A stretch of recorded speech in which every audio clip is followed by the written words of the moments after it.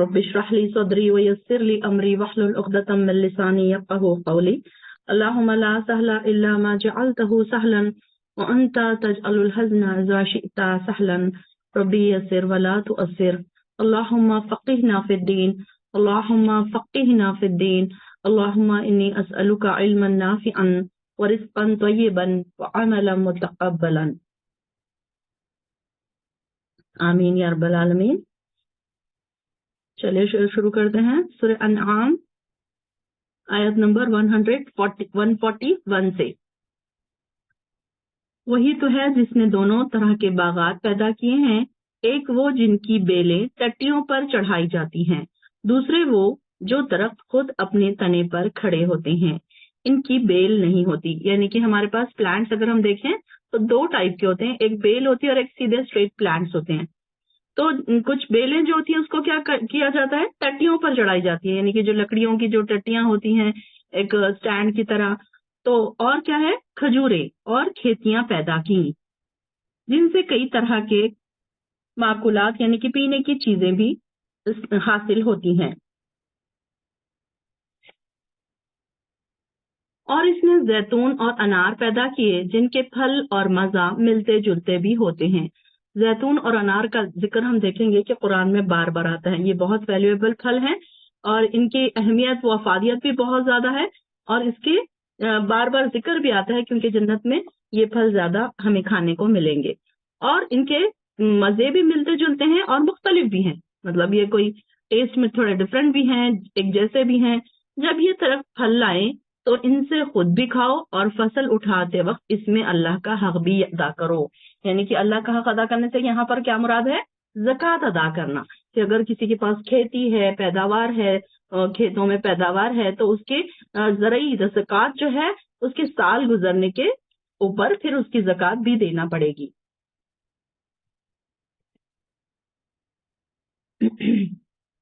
اور اللہ کا حق بھی یاد کرو اور بیجا خرچ نہ کرو، ولا تسرفوا۔ اور بیجا خرچ کیا ہے، بیجا خرچ تو ہم ان جنرل اب یہاں پر صرف یہاں پر کھانے پینے کی چیزیں بتائی جا رہی ہیں کہ اللہ تعالیٰ نے ایک تو اللہ تعالیٰ اپنی نعمتیں ہمیں گنوا رہا ہے، اور نعمتیں گنوانے کے بعد یہ بات بتائی جا رہی ہے کہ بیجا صرف نہ کرو۔ انسان کیا کرتا ہے کہ اللہ کی راہ میں خرچ کرنے کے لیے تو بڑا جان چھوٹی کرتا ہے، دل کنجوسی کرتا ہے، بخیلی کرتا ہے، لیکن جب اس کے گھر میں کیا ہوتا ہے اس کے کہ بیجا خرچ ضرور ہوتا ہے۔ آج کل کے زمانے میں تو اسراف کی ہم کافی شکلیں دیکھ رہے ہیں کہ بہت زیادہ، جیسے کہ ہم نے اپنی تفسیر کی کلاس میں بھی دیکھا تھا کہ بیجا اسراف جو ہو رہا ہے آج کل، کھانے میں پینے میں بہت ساری چیزیں لائی جاتی ہیں، بہت سارے فریج میں چیزیں پڑے ہیں، پھر خراب ہو رہی ہیں، پھینک رہے ہیں، کھانا زیادہ بنا رہے ہیں، پھینک رہے ہیں، کھانے کی چیزیں، پینے کی چیزیں، پہننے کی چیزیں، ہر چیز اسراف میں شمار ہے۔ وہ ساری چیزیں جو ایکسٹرا ہیں، تو یہ جتنی ضرورت کی چیز ہے اتنی لائی جائے۔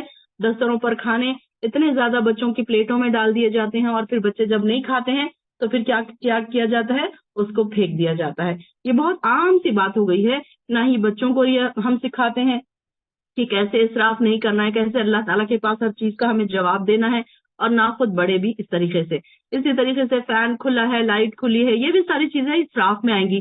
نل کو ہم کتنا یوز کر رہے ہیں، پانی کو، یعنی کہ وضو کرتے وقت، نہاتے وقت، اور برتن دھوتے وقت، ہر چیز کے وقت ہمیں اگر اللہ کا ہمارے دل میں تقویٰ ہوگا تو کیا ہوگا کہ ہم ہر جگہ یہ سوچیں گے کہ کہیں مجھ سے اسراف تو نہیں ہو رہا، کوئی چیز میں اسراف تو نہیں ہو رہا، ہر چیز میں اسراف۔ اور اس میں وقت بھی آ جاتا ہے کہ ہم وقت کا ضیاع بھی بہت زیادہ کرتے ہیں، ویسٹ کرتے ہیں اپنے وقت کو۔ کوئی سیریل دیکھ کے ویسٹ کرتا ہے، کوئی موویز دیکھ کے ویسٹ کرتا ہے، کوئی بیکار کی ویڈیوز دیکھ کے ویسٹ کرتا ہے۔ تو یہ ساری چیزیں پھر اسراف میں آئیں گی، اور ان سب کا جواب ہمیں اللہ تعالیٰ کو دینا پڑے گا۔ اور یہاں پر اللہ تعالیٰ کیا کہہ رہے ہیں کہ اللہ تعالیٰ لا یحب المسرفین، کہ اللہ تعالیٰ اسراف کرنے والوں کو پسند نہیں کرتا۔ اور چوپائیوں میں سے کچھ ایسے بھی ہیں جو بار برداری کے کام آتے ہیں، یعنی کہ بوجھ اٹھانے کے کام آتے ہیں کچھ لوگ، کچھ ایسے جانور، اور کچھ ایسے ہیں جن کی کھالوں اور بالوں سے کچھ چیزیں بنائی جاتی ہیں۔ یہ سب اللہ کا رزق ہے جو اس نے تمہیں دیا ہے، انہیں کھاؤ اور شیطان کے قدموں پر نہ چلو، وہ تو تمہارا کھلا دشمن ہے۔ شیطان کے قدموں پر چلنے سے کیا مراد ہے کہ ہر وہ چیز جو اللہ کے احکامات کو بھلا دیتی ہے یا اس کے خلاف لے جاتی ہے، وہ ساری چیزوں سے ہمیں بچنا ہے، کیونکہ شیطان تو بار بار یہ وعدہ کر رہا ہے کہ میں تیرے بندوں کو بہکاؤں گا، اور شیطان ہمارا کھلا دشمن ہونے کے باوجود ہم کیا ہوتا ہے، اکثر و بیشتر کبھی بھول کے، کبھی جان کے، کبھی انجان کے ہم شیطان کی باتوں میں آ جاتے ہیں۔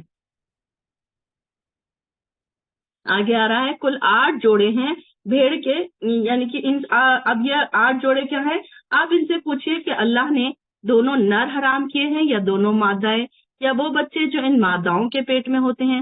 اگر تم سچے ہو تو مجھے علم وحی کی الہی کی کوئی بات بتاؤ۔ اور اونٹ کی جن سے 2 اور گائے کے 2 جوڑے۔ اب یہاں پر کون کون سے 8 جوڑے ہیں؟ دیکھیے، نر اور مادہ دونوں حلال ہیں۔ اب جیسے کہ انہوں نے پہلے ہم نے پیچھے پڑھا تھا کہ انہوں نے کیا کیا تھا، نر کو حرام کر دیا تھا، مادہ کو کہیں حرام کیا تھا، کئی نر کھاتے تھے، کئی مادہ کھاتے تھے، کئی اس کے پیٹ میں سے مادہ بچہ آئے گا تو نہیں کھائیں گے، وہ اس کو مرد کھائیں گے، عورتیں نہیں کھائیں گی۔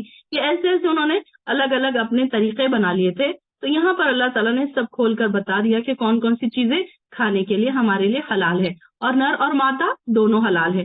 تو کل 8 جوڑوں کی یہاں پر بات کی گئی ہے، بھیڑ کے 2، بکری کے 2، اور اونٹ کے 2، اور گائے اور بیل یعنی کہ گائے کے 2، یہ سب 8 ہو گئی، یعنی کہ جوڑے جوڑے اگر ملائیں گے تو یہ 8 چیزیں ہیں جو ہم پر حلال کی ہیں۔ تو اس میں یہ نہیں ہے کہ ان کے ماداؤں کے پیٹ میں سے کیا نکلے گا کیا نہیں نکلے گا، نر اور مادہ دونوں حرام اور دونوں بھی حلال کیے گئے ہیں۔ آپ ان سے پوچھئے کیا ان سے اللہ نے ان دونوں نروں کو حرام کیا ہے یا دونوں ماداؤں کو، یا ان بچوں کو جو ان ماداؤں کے پیٹ میں ہیں؟ جب اللہ نے ایسی تاکیدی حکم دیا تھا تو تم کیا اس وقت موجود تھے؟ اب جو انہوں نے اپنے ایسے بنا لیے تھے نا، تو ان سے یہ سوال ہو رہا ہے کہ تم لوگوں نے یہ ساری چیزیں جو بنائی ہے، جو ایسے طریقے بنائے ہیں، جو اپنے غلط عقیدے، اندھے عقیدے بنائے ہیں، تو کیا یہ جب اللہ تعالیٰ کہہ رہا تھا کیا تم وہاں موجود تھے؟ پھر اس شخص سے بڑھ کر ظالم کون ہے جو اللہ پر جھوٹ باندھے تاکہ لوگوں کو علم کے بغیر گمراہ کرتا پھرے؟ اللہ تعالیٰ یقیناً ایسے ظالموں کو سیدھی راہ نہیں دکھاتا۔ آپ ان سے کہیے جو وہی میری طرف آئی ہے، میں تو اس میں کوئی ایسی چیز نہیں پاتا جو کھانے والے پر حرام کی گئی ہو، صرف یہ کہ وہ مردار ہو، یا بہایا ہوا خون ہو، یا خنزیر کا گوشت ہو، کیونکہ وہ ناپاک ہے۔ اور یہ 4 چیزیں ہم بار بار پڑھتے آ رہے ہیں کہ 4 چیزیں اللہ تعالیٰ نے ہم پر حرام کی ہیں۔ 4 کے علاوہ جتنی چیزیں ہیں وہ ساری کی ساری ہم پر حلال ہے۔ اس کے سوا جو کسی اللہ کے سوا کسی اور اس کے نام سے مشہور کر دی گئی ہے، یعنی کہ غیر اللہ کا جس پر نام لیا گیا ہو، وہ بھی ہمارے لیے حرام ہے۔ ہاں، جو شخص لاچار ہو جائے، در حالانکہ وہ تو اللہ کے قانون کا باغی ہو اور نہ ضرورت سے زیادہ کھانے والا ہو۔ اب یہاں پر ہم نے یہ بھی پڑھا کہ کون سا انسان یہ 4 جو حرام کردہ چیزیں ہیں، یہ حرام کردہ چیزیں بھی کون سا انسان کھا سکتا ہے؟ جو بالکل مجبور ہو گیا، وہ بالکل ایسا لاچار ہو گیا کہ اس کے پاس اب اس کے علاوہ اور کوئی چارہ ہی نہیں ہے، کیا ہے کہ اس کو اگر یہ نہیں کھاتا ہے تو اس کی موت واقع ہو جاتی ہے۔ تو اس کو ایسے بچنے کے لیے اس کے لیے پھر کیا قانون ہے کہ وہ اللہ کے قانون کا باغی نہ ہو۔ یہ نہیں ہے کہ ہر وقت ہی وہ توڑتا رہتا ہے اصولوں کو، احکامات کو، کہ ایک وقت ایسا آیا کہ اس کو احکام کو توڑنا پڑا تو وہ پھر اس کو ضرورت سے زیادہ کھانے والا نہ ہو۔ پھر وہ ویسا ہے کہ اگر اس نے 2-4 لقمے منہ میں رکھ لیے جس سے اس کی جان بچ گئی، جس سے اسے تھوڑا افاقہ ہو گیا، تو اتنا پھر صرف وہ کھا سکتا ہے، اس سے زیادہ پھر وہ نہیں کھا سکتا۔ اور جن لوگوں نے، اور وہاں پر اس کے بعد ایسے لوگ جو ہے تو اللہ تعالیٰ پھر کیا ہے کہ وہ اللہ تعالیٰ ان کو معاف کرنے والا ہے، کیونکہ آپ کا رب بخش دینے والا اور رحم کرنے والا ہے۔ آیت نمبر ہماری 145 ختم ہوئی ہے، 146 شروع ہوئی ہے۔ اور جن لوگوں نے یہودیت اختیار کی، ان پر ہم نے ہر ناخن والا جانور حرام کیا تھا، اور ان پر گائے اور بکری کی چربی بھی حرام تھی، اور یہ کہ وہ پشتوں، آنتوں اور ہڈیوں سے چمٹی ہوئی نہ ہو، یعنی کہ یہ ساری چیزیں کیا ہے، بنی اسرائیل پر حرام تھی۔ اب یہ کیوں ہوئی حرام؟ ان کے گناہوں کی وجہ سے، کیونکہ انہوں نے کیا کیا تھا، کچھ چیزوں کو زبردستی اپنے اوپر حرام کر لیا تھا، کہ جیسے کہ ہم نے پیچھے دیکھا کہ یعقوب علیہ السلام نے اپنی بیماری کی وجہ سے اونٹ کا گوشت انہوں نے حرام کیا تھا، تو یہ لوگوں نے کیا کیا تھا، وہ بھی اپنے اوپر حرام کر لیا تھا کہ اب وہ بھی اس کو نہیں کھاتے تھے۔ تو یہاں پر وہ کہا جا رہا ہے کہ اب ان کے یہ گناہوں کی وجہ سے پھر ان کو ہم نے کیا کیا کہ یہ ساری چیزیں ان پر حرام کر دی۔ اگر اللہ چاہتا تو ہم شرک نہ، اچھا پیچھے کا رہ گیا ہے. پھر اگر یہ یہود آپ کو جھٹلائیں تو ان سے کہیے کہ تمہارے رب کی رحمت بہت وسیع ہے کہ اب تک تم سزا سے بچے ہوئے ہو، ورنہ مجرموں سے اس کا عذاب ٹالا نہیں جا سکتا. یہ مشرک جواباً یہ کہہ دیں گے کہ اگر اللہ چاہتا تو نہ ہم شرک کرتے اور نہ ہمارے آبا و اجداد اور نہ ہی ہم کسی چیز کو حرام ٹھہراتے. اس طرح ان لوگوں نے بھی جھٹلایا جو ان سے پہلے تھے. یعنی کہ مشیت الہی، اللہ کی رضا کو کیا کہتے ہیں یہ، کہ اللہ کی رضا ہوتی تو ہم یہ نہ کرتے، اللہ اگر چاہتا تو ہم یہ ایسے نہ کرتے، اگر اللہ چاہتا تو ہم نیکی کی طرف آ جاتے. ہم اپنے آس پاس بھی کئی لوگوں کو دیکھتے ہیں، جب انہیں نیکی کی طرف بلایا جائے تو وہ کیا کہتے ہیں، آپ ہمارے لیے دعا کریے، جب اللہ چاہے گا تو ہم ضرور اس کو کر لیں گے، جب اللہ چاہے گا تو ہم نماز شروع کر لیں گے، جب اللہ چاہے گا تو ہم تہجد شروع کر لیں گے. تو ان سے اللہ تعالیٰ سوال یہ ہے کہ کیا وہ خود بھی اس میں شوق رکھتے ہیں؟ جب تک کوئی انسان دوڑ نہیں لگائے گا، شوق نہیں دکھائے گا، تو اللہ تعالیٰ بھی پھر اس کو ہدایت نہیں دے گا. تو یہاں پر اس کو بہانہ بنانے والے لوگ ہیں. یہ کیسے ہیں کہ یہ مشیت الہی کو بہانہ بنا رہے ہیں. اب جیسے کہ اگر ان سے کہا جائے کہ کیا آپ تہجد پڑھتے ہیں، تو وہ کیا کہیں گے سامنے سے؟ اکثر لوگ یہ کہتے ہیں کہ نہیں، بس اللہ جب ہدایت دے گا تو ہم پڑھ لیں گے. ان سے کہا جاتا ہے آپ روزے نہیں رکھتے، تو وہ کہیں گے کہ نہیں، اللہ ہدایت دے گا تو ہم رکھ لیں گے. تو ان سے یہ کہا جا رہا ہے کہ تم شوق نہیں رکھتے اس بات کا کہ تم اللہ کی طرف دوڑ کے آؤ؟ اگر تم شوق رکھتے تو اللہ تعالیٰ تمہیں ضرور ہدایت دے دیتا. اب کچھ لوگوں کو ہم کلاس کے لیے بلاتے ہیں تو وہ کیا کہتے ہیں، آپ دعا کیجئے، ہمارے پاس تو وقت نہیں ہے، اللہ تعالیٰ ہمیں بھی ہدایت دے، بس ہم بھی چاہتے ہیں آنا لیکن ہمارے پاس ٹائم ہی نہیں ہے ہمارے پاس، بس آپ ہمارے لیے دعا کریں. تو دعا تو وہ خود بھی کر سکتے ہیں نا اپنے لیے. ہم تو دعا کریں گے لیکن ہماری اتنی دعا کارگر نہیں ہوگی جتنی ان کی خود ہوگی ان کے حق میں. اگر وہ چاہیں گے ہدایت تو اللہ تعالیٰ ان کی طرف چاروں طرف سے راستے آسان کر دے گا. جیسے کہ ہم دیکھتے ہیں کہ جب ہم دین کے راستوں پر چل نکلتے ہیں تو ہمارے لیے سارے راستے آسان ہو گئے. پہلے جب ہم یہاں نہیں آئے تھے تو ہمیں ایسا لگتا تھا کہ یہ بڑا ہی مشکل ہے، یہ کیسے ہوگا، یہ کیسے ہم کر پائیں گے. اب پہلے تو ہماری ویک میں 1 کلاس ہوتی تھی تو ہمارے لیے آسان تھا، اب پھر 2 کلاس ہو گئی، اب پورے ویک کی کلاس ہو گئی، تو ہمیں ایسا لگ رہا تھا کہ پتہ نہیں ہم کر پائیں گے یا نہیں کر پائیں گے. لیکن دیکھیے کہ اللہ تعالیٰ نے ہمارے وقت میں برکت ڈال دی. ایسا نہیں ہے کہ کوئی ہمارے کام رک رہے ہیں یا کوئی ہمارے کھانے اور پینے رک رہے ہیں، سب ٹائم پر ہو رہا ہے. تو اللہ تعالیٰ کے مشیت کو بہانہ نہ بنائیں، بلکہ اگر کسی کے اپوزٹ، اگر کسی چور نے اگر کسی کے گھر میں چوری کر ڈالی، ڈاکہ ڈال دیا، تو کیا اس کے بارے میں یہ لوگ ایسے کہیں گے کہ اب چور کا کیا قصور ہے، اللہ کی یہی مرضی تھی؟ ایسے تو نہیں کہیں گے نا. تو وہاں پر دیکھیے کہ وہاں پھر کیا کرتے ہیں، پھر اپنے آپ کو مظلوم سمجھتے ہیں.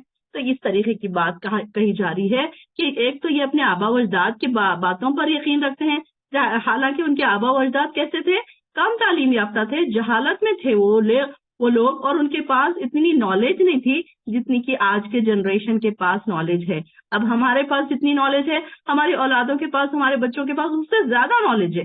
ان کو پتا ہے کہ کون سی نالج کہاں سے لینا ہے، دین کی نالج کہاں سے لینا ہے، دنیا کی نالج کہاں سے لینا ہے. تو ہم سے ہمارے جو ماں باپ تھے وہ ہم سے تھوڑے کم تھے، ان سے ہمارے جو دادا دادی، ہمارے نانا نانی تھے، وہ اس سے اور زیادہ کم تھے، تو ان کو اتنی زیادہ نالج نہیں تھی. تو یہاں پر یہ کہا جا رہا ہے کہ نہ ہمارے آبا و اجداد اور نہ ہم کسی چیز کو حرام ٹھہراتے ہیں. اس طرح ان لوگوں نے بھی جھٹلایا تھا اور ان سے پہلے تھے، اور یہ جو ان سے پہلے تھے انہوں نے بھی جھٹلا دیا، یہاں تک کہ انہوں نے ہمارے عذاب کا مزہ چکھ لیا. اور آپ ان سے کہیے اگر تمہارے پاس کوئی علم کی بات ہے تو لاؤ، ہمیں دکھاؤ. تم تو محض گمان کے پیچھے پڑے ہو، یعنی کہ تم صرف کیا کر رہے ہو، ایسے خیالات لگا کے بیٹھے ہو، اور جو بات کرتے ہو بغیر دلیل کے کرتے ہو. آپ ان سے کہیے تمہارے دلیل کے مقابلے میں اللہ کی حجت کامل ہے، لہذا اگر وہ چاہتا تو تم سب کو ہدایت دے دیتا. آپ ان سے کہیے اپنے وہ گواہ تو لاؤ جو یہ گواہی دے کہ اللہ نے فی الواقع ان چیزوں کو حرام کیا ہے. پھر اگر وہ گواہی دے بھی دے تو آپ ان کے ساتھ نہ دینا اور نہ ہی ان لوگوں کی خواہشات کے پیچھے لگنا جو ہماری آیتوں کو جھٹلاتے ہیں اور جو آخرت پر ایمان نہیں رکھتے اور دوسروں کو اپنے رب کا شریک ٹھہراتے ہیں. آپ ان سے کہیے آؤ میں تمہیں پڑھ کر سناؤں کہ تمہارے رب نے تم پر کیا کچھ حرام کیا ہے، اور وہ یہ باتیں ہیں کہ ان کے ساتھ کسی کو شریک نہ بناؤ، اور یہ کہ والدین سے اچھا سلوک کرو، اور یہ کہ مفلسی کے ڈر سے اپنی اولاد کو قتل نہ کرو۔ اب یہ کچھ احکامات ہمیں دیے جا رہے ہیں کہ ایمان والوں کے لیے احکامات دیے جا رہے ہیں کہ آؤ ہم کیا کرتے ہیں، کچھ باتوں کا ارادہ کرتے ہیں، کچھ باتوں کا پکا ارادہ کرتے ہیں یا اپنے آپ سے وعدہ کرتے ہیں۔ ایک سب سے پہلی بات کیا ہے کہ اللہ کے ساتھ کسی کو شریک نہیں بنانا۔ ہر نبی کی دعوت یہی تھی۔ قرآن کا مین جو ہے، ایم جو ہے بتانے کا، وہ بھی یہی ہے کہ دعوت اللہ کے ساتھ کسی کو شریک نہ بناؤ۔ پھر دوسرے چیز پر کیا آ رہا ہے، دوسرے درجے پر والدین سے اچھا سلوک، کہ کوئی انسان بہت ساری نیکیاں کرتا ہے لیکن والدین کے ساتھ اس کے سلوک اچھے نہیں ہوتے ہیں۔ پھر اسی طریقے سے مفلسی کے ڈر سے اپنی اولاد کو قتل نہ کرو، کہ بہت سارے لوگ کیا کرتے ہیں، یا تو ابارشن کر دیتے ہیں یا تو بچے روک دیتے ہیں کہ نہیں اب ہم بچے نہیں پال سکتے، ہم اتنا افورڈ نہیں کر سکتے۔ یہ جنرل ان کی تھنکنگ ہوتی ہے، اور یہ جہالت کی تھنکنگ ہے کہ اللہ ان کو دینے والا کیا ہے، ان کو کھلانے اور پلانے والا اللہ ہے۔ ہاں، اگر کوئی ایسا میڈیکل ریزن ہے جس کی وجہ سے آپ کو روکنا پڑے تو وہ الگ بات ہے، لیکن اگر میڈیکل ریزن نہیں ہے، اس کی بنا اگر کوئی انسان ایسے کرتا ہے، ابارشن کرواتا ہے، تو یہ کیا ہے، اولاد کا قتل ہے۔ جیسے کہ ہم نے پہلے بھی پڑھا کہ ابارشن میں کیا کیا جاتا ہے کہ جو بیبی بن رہا ہوتا ہے تو اس کو ایک پن کے ذریعے، ایک چھوٹے سے چاقو نما کوئی ایک پن ہوتا ہے، اس کے ذریعے اس کے پارٹس کو کاٹا جاتا ہے، اس کو چھوٹے چھوٹے ٹکڑے کر کے باہر نکالا جاتا ہے۔ تو آپ امیجن کیجئے کہ ایک جو جان جو بن رہی تھی اس کو آپ نے قتل کیا، اس کو اس کے ٹکڑے ٹکڑے کر ڈالے آپ نے، تو یہ ایک ایسی بری حرکت ہے جو کوئی مومن انسان تو نہیں کر سکتا۔ پھر اللہ تعالیٰ فرما رہے ہیں ہم ہی تمہیں رزق دیتے ہیں تو ان کو بھی ضرور دیں گے۔ بھائی اب کوئی انسان یہ نہ سوچے کہ ہم 2 بچوں کو افورڈ کر سکتے ہیں، 4 کو نہیں کر سکتے، 6 کو نہیں کر سکتے، تو 2 کو کون کھلا رہا ہے؟ اللہ ہی کھلا رہا ہے، تو باقی یہ 4 کو بھی اللہ ہی کھلائے گا نا۔ تو یہ چھوٹی سی بات ان کی سمجھ میں کیوں نہیں آتی کہ اللہ تعالیٰ فرما رہے ہیں کہ کیا ہے کہ ہم نحن نرزقکم وإیاکم وإیاہم ولا، کیا ہے، ہم تم کو بھی دے رہے ہیں ان کو بھی دے رہے ہیں، تو تم یہ کیوں سوچ رہے ہو کہ کھلانے والے تم ہو، بلکہ کھلانے والے تو ہم ہیں۔ ہم دیکھتے ہیں کہ ہر بچے کی جب بچہ پیدا ہوتا ہے تو رزق میں اضافہ ہوتا ہے، رزق وسیع کر دیا جاتا ہے انسان کا، اور یہ کہ بے حیائی کی باتوں کے قریب بھی نہ جاؤ، اور چاہے یہ کھلی ہو یا چھپی ہو، یہ کہ جس جان کے مارنے کو اللہ نے حرام کیا ہے اسے قتل نہ کرو، اللہ یہ کہ حق کے ساتھ ہو، یعنی کہ خاندانی منصوبہ بندی، ابارشن، یہ ساری چیزیں جو ہے اب کیسی ہے، انڈیا میں یہ ساری چیزیں بہت ہی کامن ہے، کیونکہ غیر مسلم لوگوں کے پاس اس کی کوئی اہمیت نہیں ہے۔ اس کے ساتھ ساتھ اب کئی لوگ ایسے ہو گئے ہیں کہ بہت زیادہ اسٹیٹس کانشیس، بہت زیادہ اپنے فیملی کو بہت زیادہ اچھے اسٹیٹس میں رکھنے کے لیے اس طریقے کے حالات بنا لیتے ہیں کہ نہیں اب ہمارے صرف 2 ہی بچے ہوں، بس 2 کے بعد اور نہ ہو، تو خاندانی منصوبہ بندی کر دی جاتی ہے یا پھر ابارشن کروا لیا جاتا ہے۔ تو اس طریقے سے اللہ تعالیٰ فرما رہے ہیں کہ کسی جان کو اللہ تعالیٰ نے مارنے کا حکم نہیں دیا، اور اسے قتل نہ کرو بغیر حق کے، اور اللہ تعالیٰ اس بات کو پسند نہیں کرتا۔ یہ وہ باتیں ہیں جن کا اللہ نے تمہیں تاکیداً حکم کر دیا، شاید کہ تم عقل سے کام لو، اور یہ کہ یتیم کے مال کے قریب بھی نہ جاؤ مگر ایسے طریقے سے جو اس کے حق میں بہتر ہو۔ کل ہماری بہن نے جو سوال کیا تھا یہ یتیم کے مال کے بارے میں، تو دیکھیے انہی کا جواب آ رہا ہے۔ اگر ہم قرآن کو پڑھتے رہیں گے نا ترجمے سے اور تفسیر سے، تو ہمیں ریئلائز ہوگا کہ ہم جو سوال ہمارے دلوں میں آ رہے ہیں نا اس کے ہر ایک کے جواب ہمیں مل رہے ہیں۔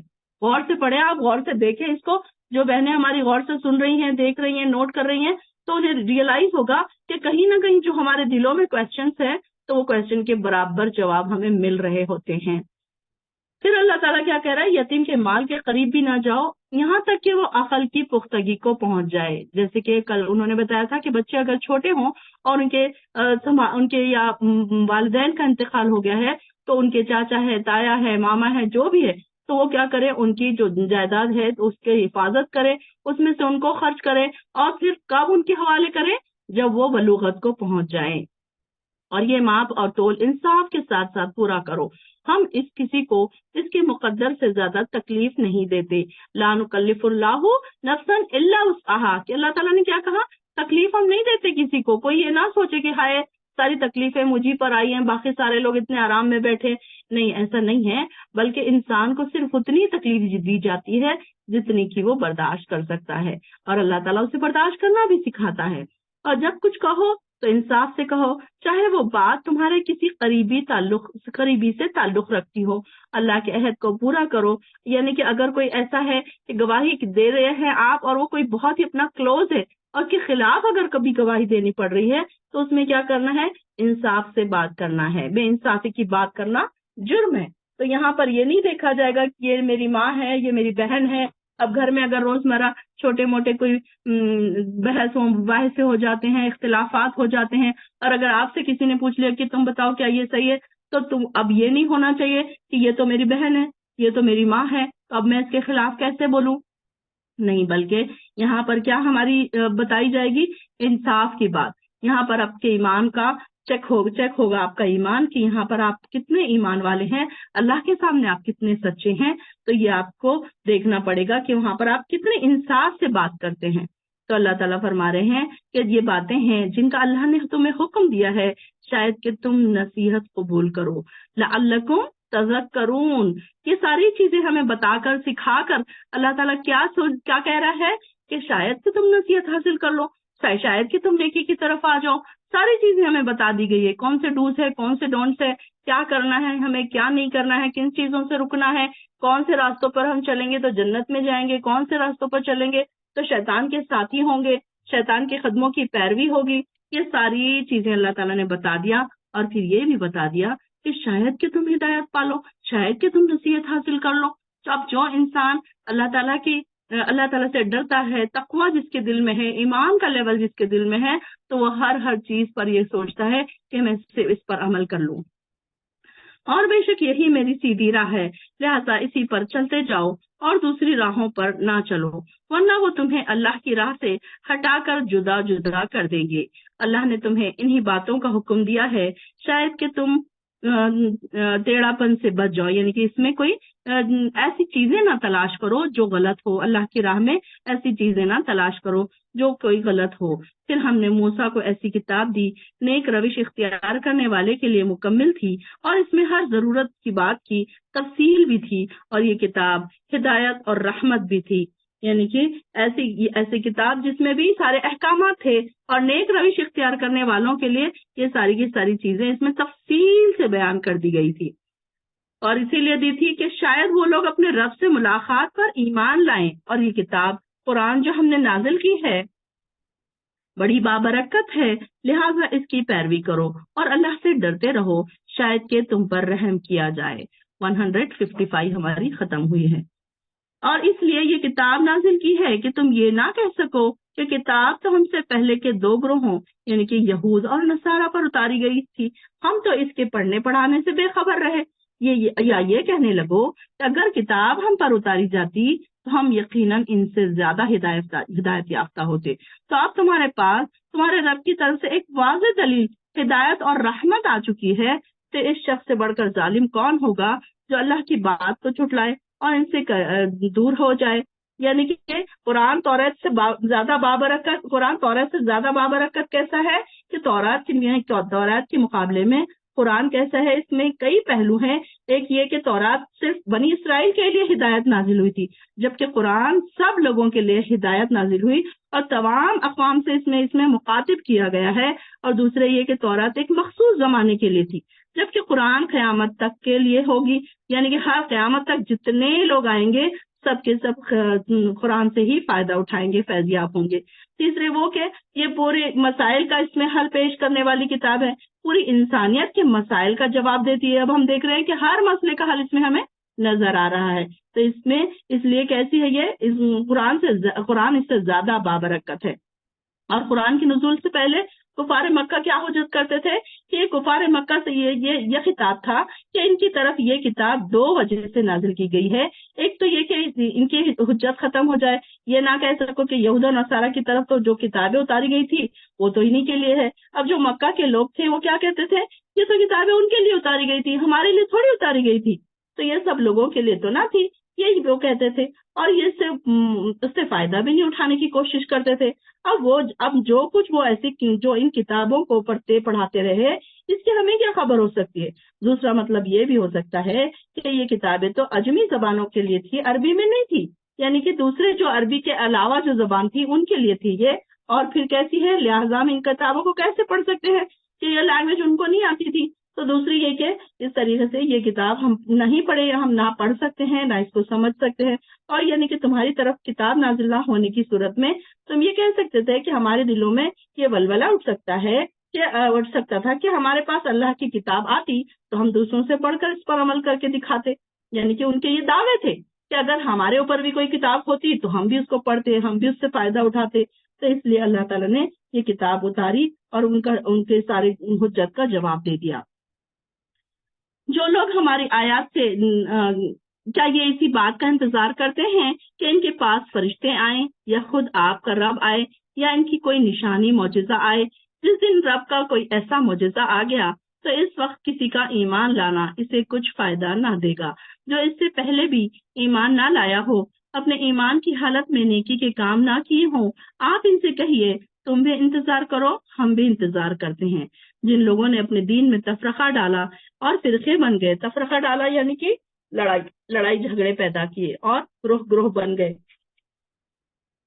ان سے آپ کو کوئی سروکار نہیں. ان کا معاملہ اللہ کے سپرد ہے، پھر وہ خود ہی انہیں بتا دے گا کہ وہ کن کاموں میں لگے ہوئے تھے.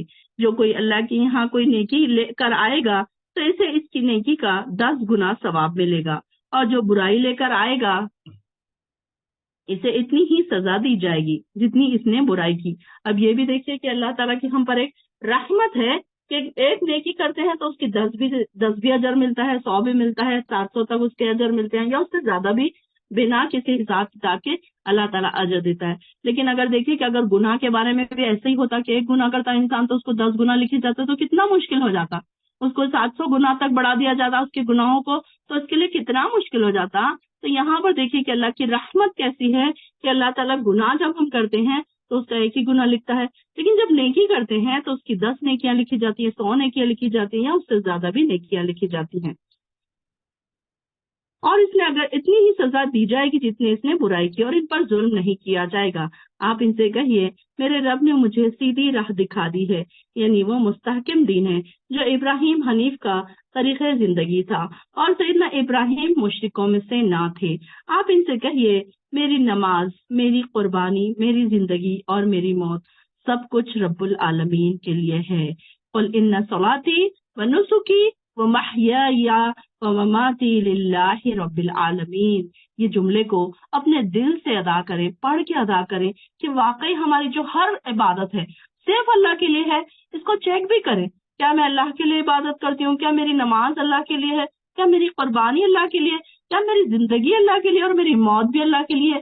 اگر ہم یہ سوچ لیں، اگر ہم یہ سوچ کر ہم زندگی کا ہر پہلو گزارے، ہر لمحہ گزارے، تو پھر انشاءاللہ العظیم اللہ تعالیٰ کی گڈ لسٹ میں پہنچ جائیں گے، فاستبقوا الخیرات کی لسٹ میں پہنچ جائیں گے، متقیوں کی لسٹ میں آ جائیں گے. اللہ تعالیٰ ہمیں ایسا ہی بنا دے جیسا اللہ تعالیٰ فرماتا ہے. تو یہاں پر سب کچھ ہمارا ہر لمحہ، ہر ہمارا سونا، ہمارا اٹھنا، ہمارا ملنا، ہمارا جلنا، ہر چیز کس کے لیے ہو؟ اس میں کہیں نہ کہیں رب کی مرضی ہو، اللہ کی رضا ہو. اس میں یہ نہیں ہے کہ ہم اللہ کی رضا کے خلاف کوئی کام کرنے لگ جائیں. پھر اللہ تعالیٰ کیا کہہ رہے ہیں؟ جس کا کوئی شریک نہیں ہے، مجھے اسی بات کا حکم دیا گیا ہے اور میں سب سے پہلے اللہ کا فرما بردار بنتا ہوں. انا اول المسلمین. یہ ہم اپنے دلوں میں یہ بات کہہ دیں کہ انا اول المسلمین. اب بھی ہم بھی اقرار کرتے ہیں، اللہ ہم بھی اقرار کرتے ہیں انا اول المسلمین کہ میں سب سے پہلا فرما بردار بننا چاہ رہا ہوں. اللہ تعالیٰ میں بننا چاہ رہی ہوں. تو یہ ہمارے دل میں خیال آنا چاہیے. قرآن کے ایک ایک لفظ کو پڑھے نا تو اس کو اپنے دلوں میں اتارے، ایک ایک آیت کو، ایک ایک لفظ کو، کہ دیکھیے اللہ تعالیٰ ایک ایک لفظ میں ہمیں کیسے بلا رہا ہے، کیسے پیار سے بلا رہا ہے. جیسے ہم اپنے چھوٹے بچوں کو کبھی چاکلیٹ کا بہانہ دے کر بلاتے ہیں، چاکلیٹ کا اٹریکشن یا کوئی کھیلنے کی چیزوں کا اٹریکشن، تو اللہ تعالیٰ بھی ہمیں کتنے پیارے پیارے انداز میں بتا رہا ہے کہ دیکھو تمہاری نیکیوں کا میں تمہیں یہ اجر دوں گا، تمہاری نمازوں کا یہ اجر دوں گا، تمہاری نیکیوں کا یہ اجر دوں گا. اور پھر اس کے بعد ہم کو یہ مان لینا چاہیے، اپنے تہ دل سے یہ اقرار کرنا چاہیے انا اول المسلمین. ہم بھی چاہیں گے اللہ تعالیٰ ہم بھی پہلے مسلمان، پہلے فرما بردار بن جائے. اللہ تعالیٰ جو تیری لسٹ ہے نا فرما برداروں کی، اس میں سب سے پہلا نام ہمارا ہو. لکھانے کی کوشش کریں، محنت کریں اس کے لیے. ایسے ہی نہیں ہو جائے گا، ایسے ہی نہیں ہمارا نام وہاں آ جائے گا، بلکہ ہمیں وہاں کوشش کرنی پڑے گی اپنا نام لکھانے کی. ایسے نہیں کہ ہم سو رہے ہیں، آرام کر رہے ہیں، انجوائے کر رہے ہیں لائف کو، اور ہم سوچ رہے ہیں کہ چلو بھائی ہمارا نام تو وہاں آ ہی جائے گا۔ نہیں، محنت کرنے والے اور لوگ ہیں، وہ ہر چیز میں محنت کرتے ہیں، دن اور رات ان کی محنتیں نظر آتی ہیں، کبھی نظر نہیں بھی آتی ہیں، اللہ تعالیٰ ان کی محنتوں کو دیکھ رہا ہے۔ یہ نہیں ہے کہ وہ گھر کے کام کاج چھوڑ کر یا بچوں کو چھوڑ کر وہ محنتیں کر رہے ہیں، بلکہ اس کے ساتھ ساتھ وہ محنتیں کر رہے ہیں، ہر چیز میں تگ و دو کر رہے ہیں، کوشش کر رہے ہیں، دوڑ لگا رہے ہیں، محنتیں کر رہے ہیں، تب کہیں جا کر ان کا نام انا اول المسلمین میں آئے گا۔ تو ہمارے لیے بھی کیا ہے ضرورت کہ ہم بھی اس بات کی کوشش کریں کہ ہم اول المسلمین ہیں یا نہیں ہیں، اور نہیں ہے تو ہمیں اور کیا چیزوں کی ضرورت ہے، روزمرہ کی زندگی میں ہمیں کیا چیزیں اور شامل کرنا پڑے گی جب کہیں انا اول المسلمین کی کیٹیگری میں ہم آ سکتے ہیں۔ آپ ان سے کہیے کیا میں ان اللہ کے علاوہ کوئی اور رب تلاش کروں؟ حالانکہ وہ ہر چیز کا رب ہے، اور جو شخص بھی کوئی برا کام کرے تو اس کا بار اسی پر ہوگا۔ کوئی شخص کسی دوسرے کا بوجھ نہ اٹھائے گا، پھر تمہیں اپنے رب کے یہاں لوٹ کر جانا ہے۔ جن باتوں میں تم اختلاف کرتے ہو وہ سب کچھ تمہیں بتا دے گا۔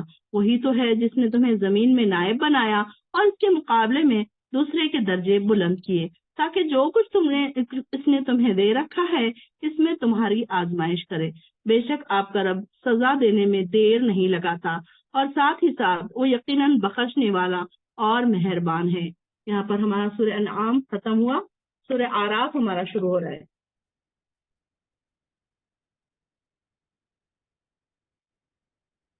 چلیے، نصف بھی ہو گیا ہے ہمارا یہاں پر، اور نصف کے بعد آدھا پارہ ہمارا ختم ہو چکا ہے، سورہ آراف شروع ہو رہا ہے۔ آراف کا مطلب کیا ہے؟ آراف کا مطلب یہ ہے کہ جنت اور دوزخ کے بیچ ایک دیوار ہوگی، جہاں پر وہ لوگ ہوں گے جن کی نیکیاں اور گناہ دونوں برابر ہے۔ وہ اس دیوار پر بیٹھے ہوئے ہوں گے، کبھی جنتیوں کی طرف دیکھ رہے ہوں گے، کبھی دوزخیوں کی طرف دیکھ رہے ہوں گے۔ دوزخیوں کی طرف دیکھیں گے تو اللہ تعالیٰ سے پناہ مانگیں گے، جنتیوں کی طرف دیکھیں گے تو اللہ سے دعا مانگیں گے کہ اللہ تو ہمیں بھی ان جنتوں میں پہنچا دے۔ پھر اللہ تعالیٰ جب ان کے بارے میں فیصلہ کرے گا، پھر اللہ تعالیٰ ان کو جنت یا جہنم کا ان پر جب فیصلہ ہو جائے گا، تب انہیں اللہ تعالیٰ پھر ان کو وہاں بھیجے گا۔ تو شروع کرتے ہیں سورہ آراف۔ بسم اللہ الرحمن الرحیم۔ یہ کتاب آپ کی طرف نازل کی گئی ہے، اس کی تبلیغ سے آپ کے دل میں گھٹن نہ ہونی چاہیے۔ کتاب اتارنے سے غرض یہ کہ آپ صلی اللہ علیہ وسلم اس کے ذریعے لوگوں کو ڈرائے، اور یہ مومنوں کے لیے یاد دہانی کا کام دے۔ لوگوں، جو کچھ تمہارے پروردگار سے نازل کیا گیا ہے اس کی پیروی کرو، اور اس کے علاوہ دوسرے سرپرستوں کی پیروی نہ کرو۔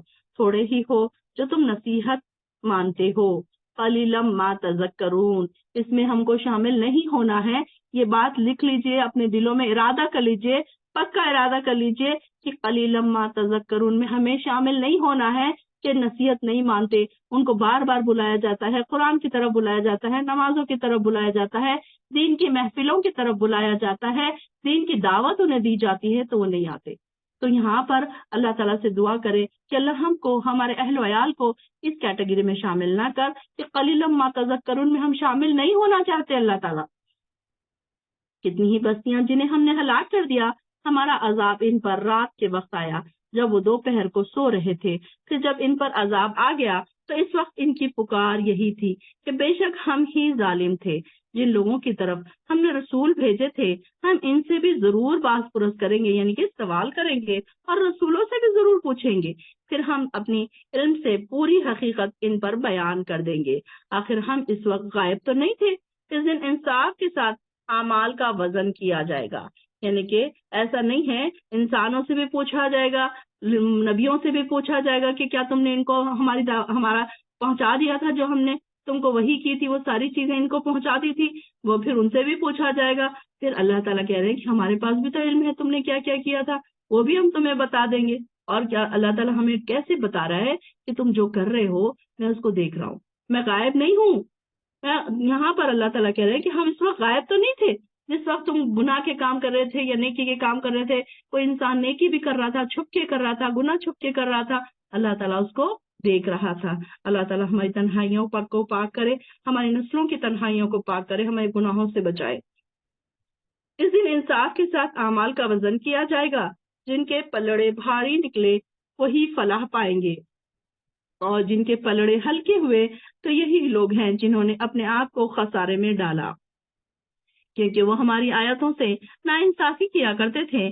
ہم نے تمہیں زمین میں اختیار دیا اور تمہارے لیے سامان زیست بنایا، یعنی کہ یہاں پر ہر چیز اللہ تعالیٰ نے ہمارے لیے ایسی بنا دی جو ہمارے لیے فائدے مند ہے، ہمارے کھانے کے لیے، ہمارے پینے کے لیے، ہمارے رہنے کے لیے، ہمارے آرام کی سہولیات کی چیزیں اللہ تعالیٰ نے ساری ہمارے لیے رکھ دی ہیں۔ دنیا میں ایسی نہیں ہے کہ کوئی چیز کی ہمیں ضرورت ہے۔ گرمی ہوتی ہے تو ہمارے گھروں میں فین ہے، اے سی ہیں، کولر ہیں، سردی ہوتی ہے تو ہیٹرز ہے، گرم کپڑے ہیں، گرم بستر ہیں۔ اسی طریقے سے کھانے اور پینے کی چیزیں کہ کوئی انسان کا یہ دل نہیں چاہ رہا ہے تو یہ کھا لے، گرم چیزیں ہیں، ٹھنڈی چیزیں ہیں، اچھی چیز، کچھ کھٹی ہے، کچھ میٹھی ہے، ہر طرح کے سامان اللہ تعالیٰ نے ہمارے لیے، فائدے کے سامان ہمارے لیے اللہ تعالیٰ نے بنائے۔ لیکن پھر اللہ تعالیٰ فرما رہے ہیں مگر تم لوگ کم ہی شکر ادا کرتے ہو، قلیلا ما تشکرون، کہ ہم کو بھی اللہ تعالیٰ اس لسٹ میں نہ ڈالے کہ قلیلا ما تشکرون، کہ ہم اللہ کے شکر گزار بنے۔ اللہم عینی علی ذکر کا و شکر کا و حسن عبادت، یہ دعا ہمیشہ پڑھتے رہا کریں۔ یاد رکھیں اس دعا کو کہ اس میں نہیں ہے، یہ میں ایسے ہی بتا رہی ہوں آپ کو کہ یہ دعا کو اپنے ٹپ آف دی ٹنگ رکھیں تاکہ ہم اللہ کے شکر گزار بندے بنے، کیونکہ ہم بھول جاتے ہیں نا، اتنی نعمتیں ہمارے پاس ہیں، ہم یاد بھی نہیں رکھتے کہ کون سی نعمت کا ہم نے شکر ادا کیا، کون سی نعمت کا ہم نے شکر ادا نہیں کیا۔ تو اس طریقے سے اللہ تعالیٰ سے یہ دعا کریں کہ اللہ تعالیٰ یہ جو لوگ ہیں نا قلیلا ما تشکرون، ہمیں ان میں سے نہ بنا، نہ ہماری اولاد کو، نہ ہماری نسلوں کو۔ ہم کیسے ہونا چاہتے ہیں؟ اللہ ہم بہت زیادہ آئین اللہ ذکر کا وہ شکر کا، ہم شکر کرنے والے بندے ہونا چاہتے ہیں۔ اللہ تعالیٰ تیرے جو شکر کرنے والے، شکر گزار جو بندے ہیں ان میں تو ہمارا نام لکھ لے۔ پھر ہم نے تمہیں پیدا کیا، پھر تمہاری صورت بنائی، پھر ہم نے فرشتوں سے کہا آدم کو سجدہ کرو۔ اب یہاں پر آدم علیہ السلام کی اللہ تعالیٰ نے صورت بنائی، تخلیق آدم کا یہاں پر ذکر ہو رہا ہے کہ اللہ تعالیٰ نے کیا کیا۔ سب سے پہلے آدم علیہ السلام کو فرشتوں کو سجدہ کرنے کا حکم دیا اور سب سے پہلے ان کی شکل و صورت بنائی دی گئی۔ اس سے مراد کہ سیدنا آدم علیہ السلام کی جو پیٹ سے قیامت تک پیدا ہونے والی جو اولاد کی ارواح ہے وہ بھی پیدا کر دی گئی۔ ان روحوں کو وہی صورت عطا کر دی گئی جو اس دنیا میں آنے کے بعد اس روح کے جسم کو ہوگی، یعنی کہ یہ ساری چیزیں اللہ تعالیٰ نے پہلے ہی پیدا کر دی تھی۔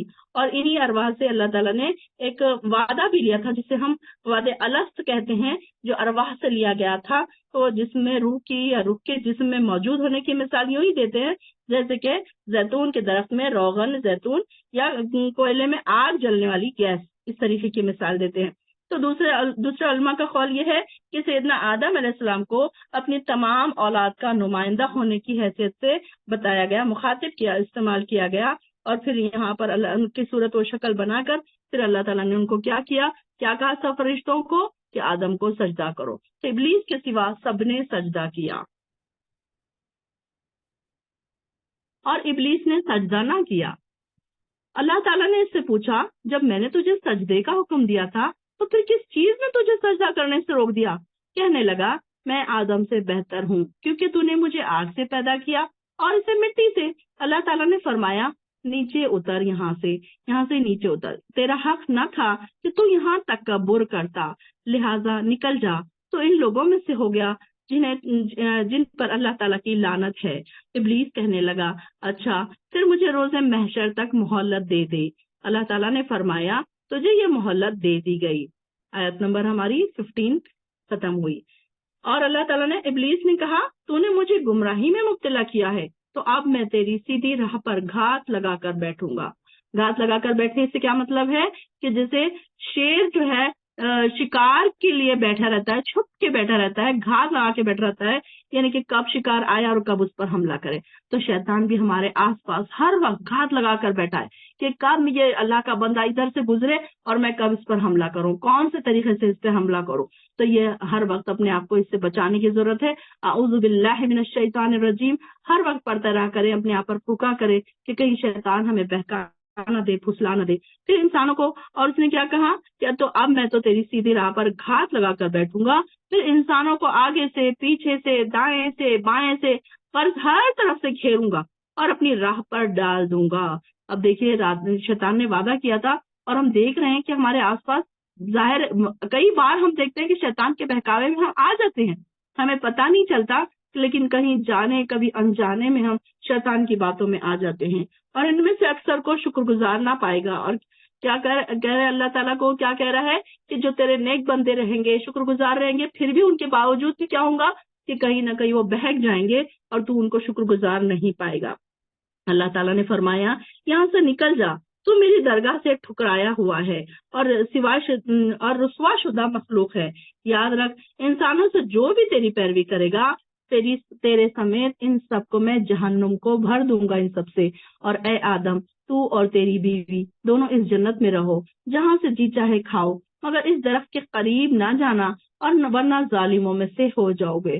پھر شیطان نے ان دونوں کے دل میں وسوسہ ڈالا تاکہ ان کی شرمگاہیں جو ایک دوسرے سے چھپائی گئی تھیں ان کے سامنے کھول دے، اور کہنے لگا تمہارے پروردگار نے اس درخت سے صرف اس لیے تمہیں روکا ہے کہیں تم فرشتے نہ بن جاؤ، تم ہمیشہ یہاں رہنے والے نہ بن جاؤ۔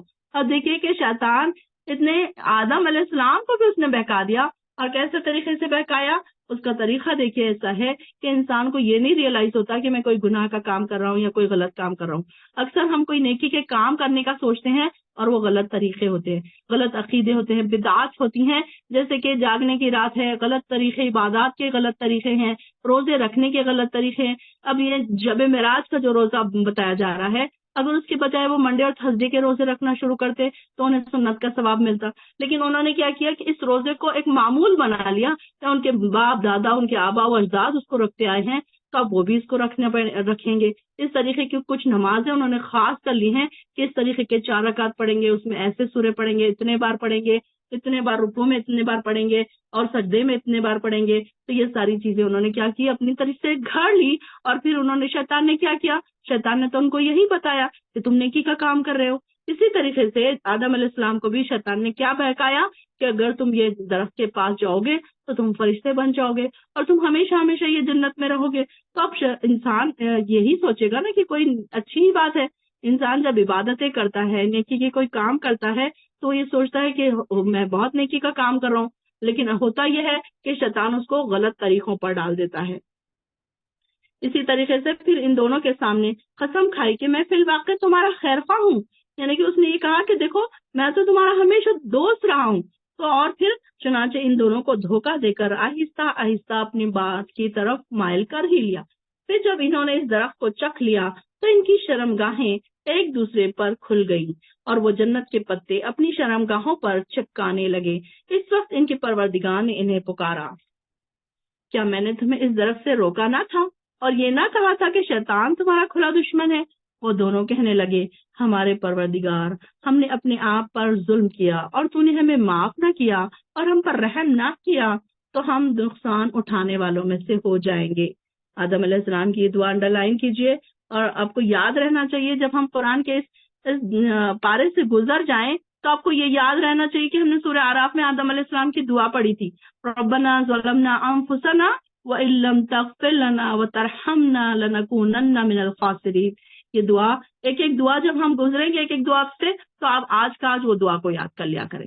تو کیا ہوگا، جب اب رمضان شروع ہوں گے تو آپ کے پاس بہت ساری دعائیں ہوں گی یاد کرنے کی، اور ہاں خاص یاد رکھیں کہ اس کو ترجمے کے ساتھ یاد کریں تاکہ آپ کو سمجھ میں آئے کہ آپ مانگ کیا رہے ہیں اللہ تعالیٰ سے، آپ کہہ کیا رہے ہیں۔ نہیں تو بہت ساری دعائیں آپ کو عربی میں یاد ہے اور آپ کو اس کا ترجمہ ہی نہیں سمجھ آ رہا ہے، تو اس کو وہ فیلنگ نہیں آئے گی پھر آپ کے دل میں۔ تو آپ آج کا آج یہ دعا کو یاد کریں، آپ کو دوسرا کوئی ہوم ورک نہیں دیا جا رہا ہے، آپ کو صرف سننا ہے، صرف قرآن میں دیکھنا ہے، انڈر لائن کرنا ہے، اور اگر جس دن کوئی دعا آتی ہے تو پھر اس دعا کو وہاں سے پھر یاد کر لینا ہے۔ فائزہ پڑھیں گے آیت نمبر 24 سے، یہاں پر اذان ہو رہی ہے ابھی۔ فائزہ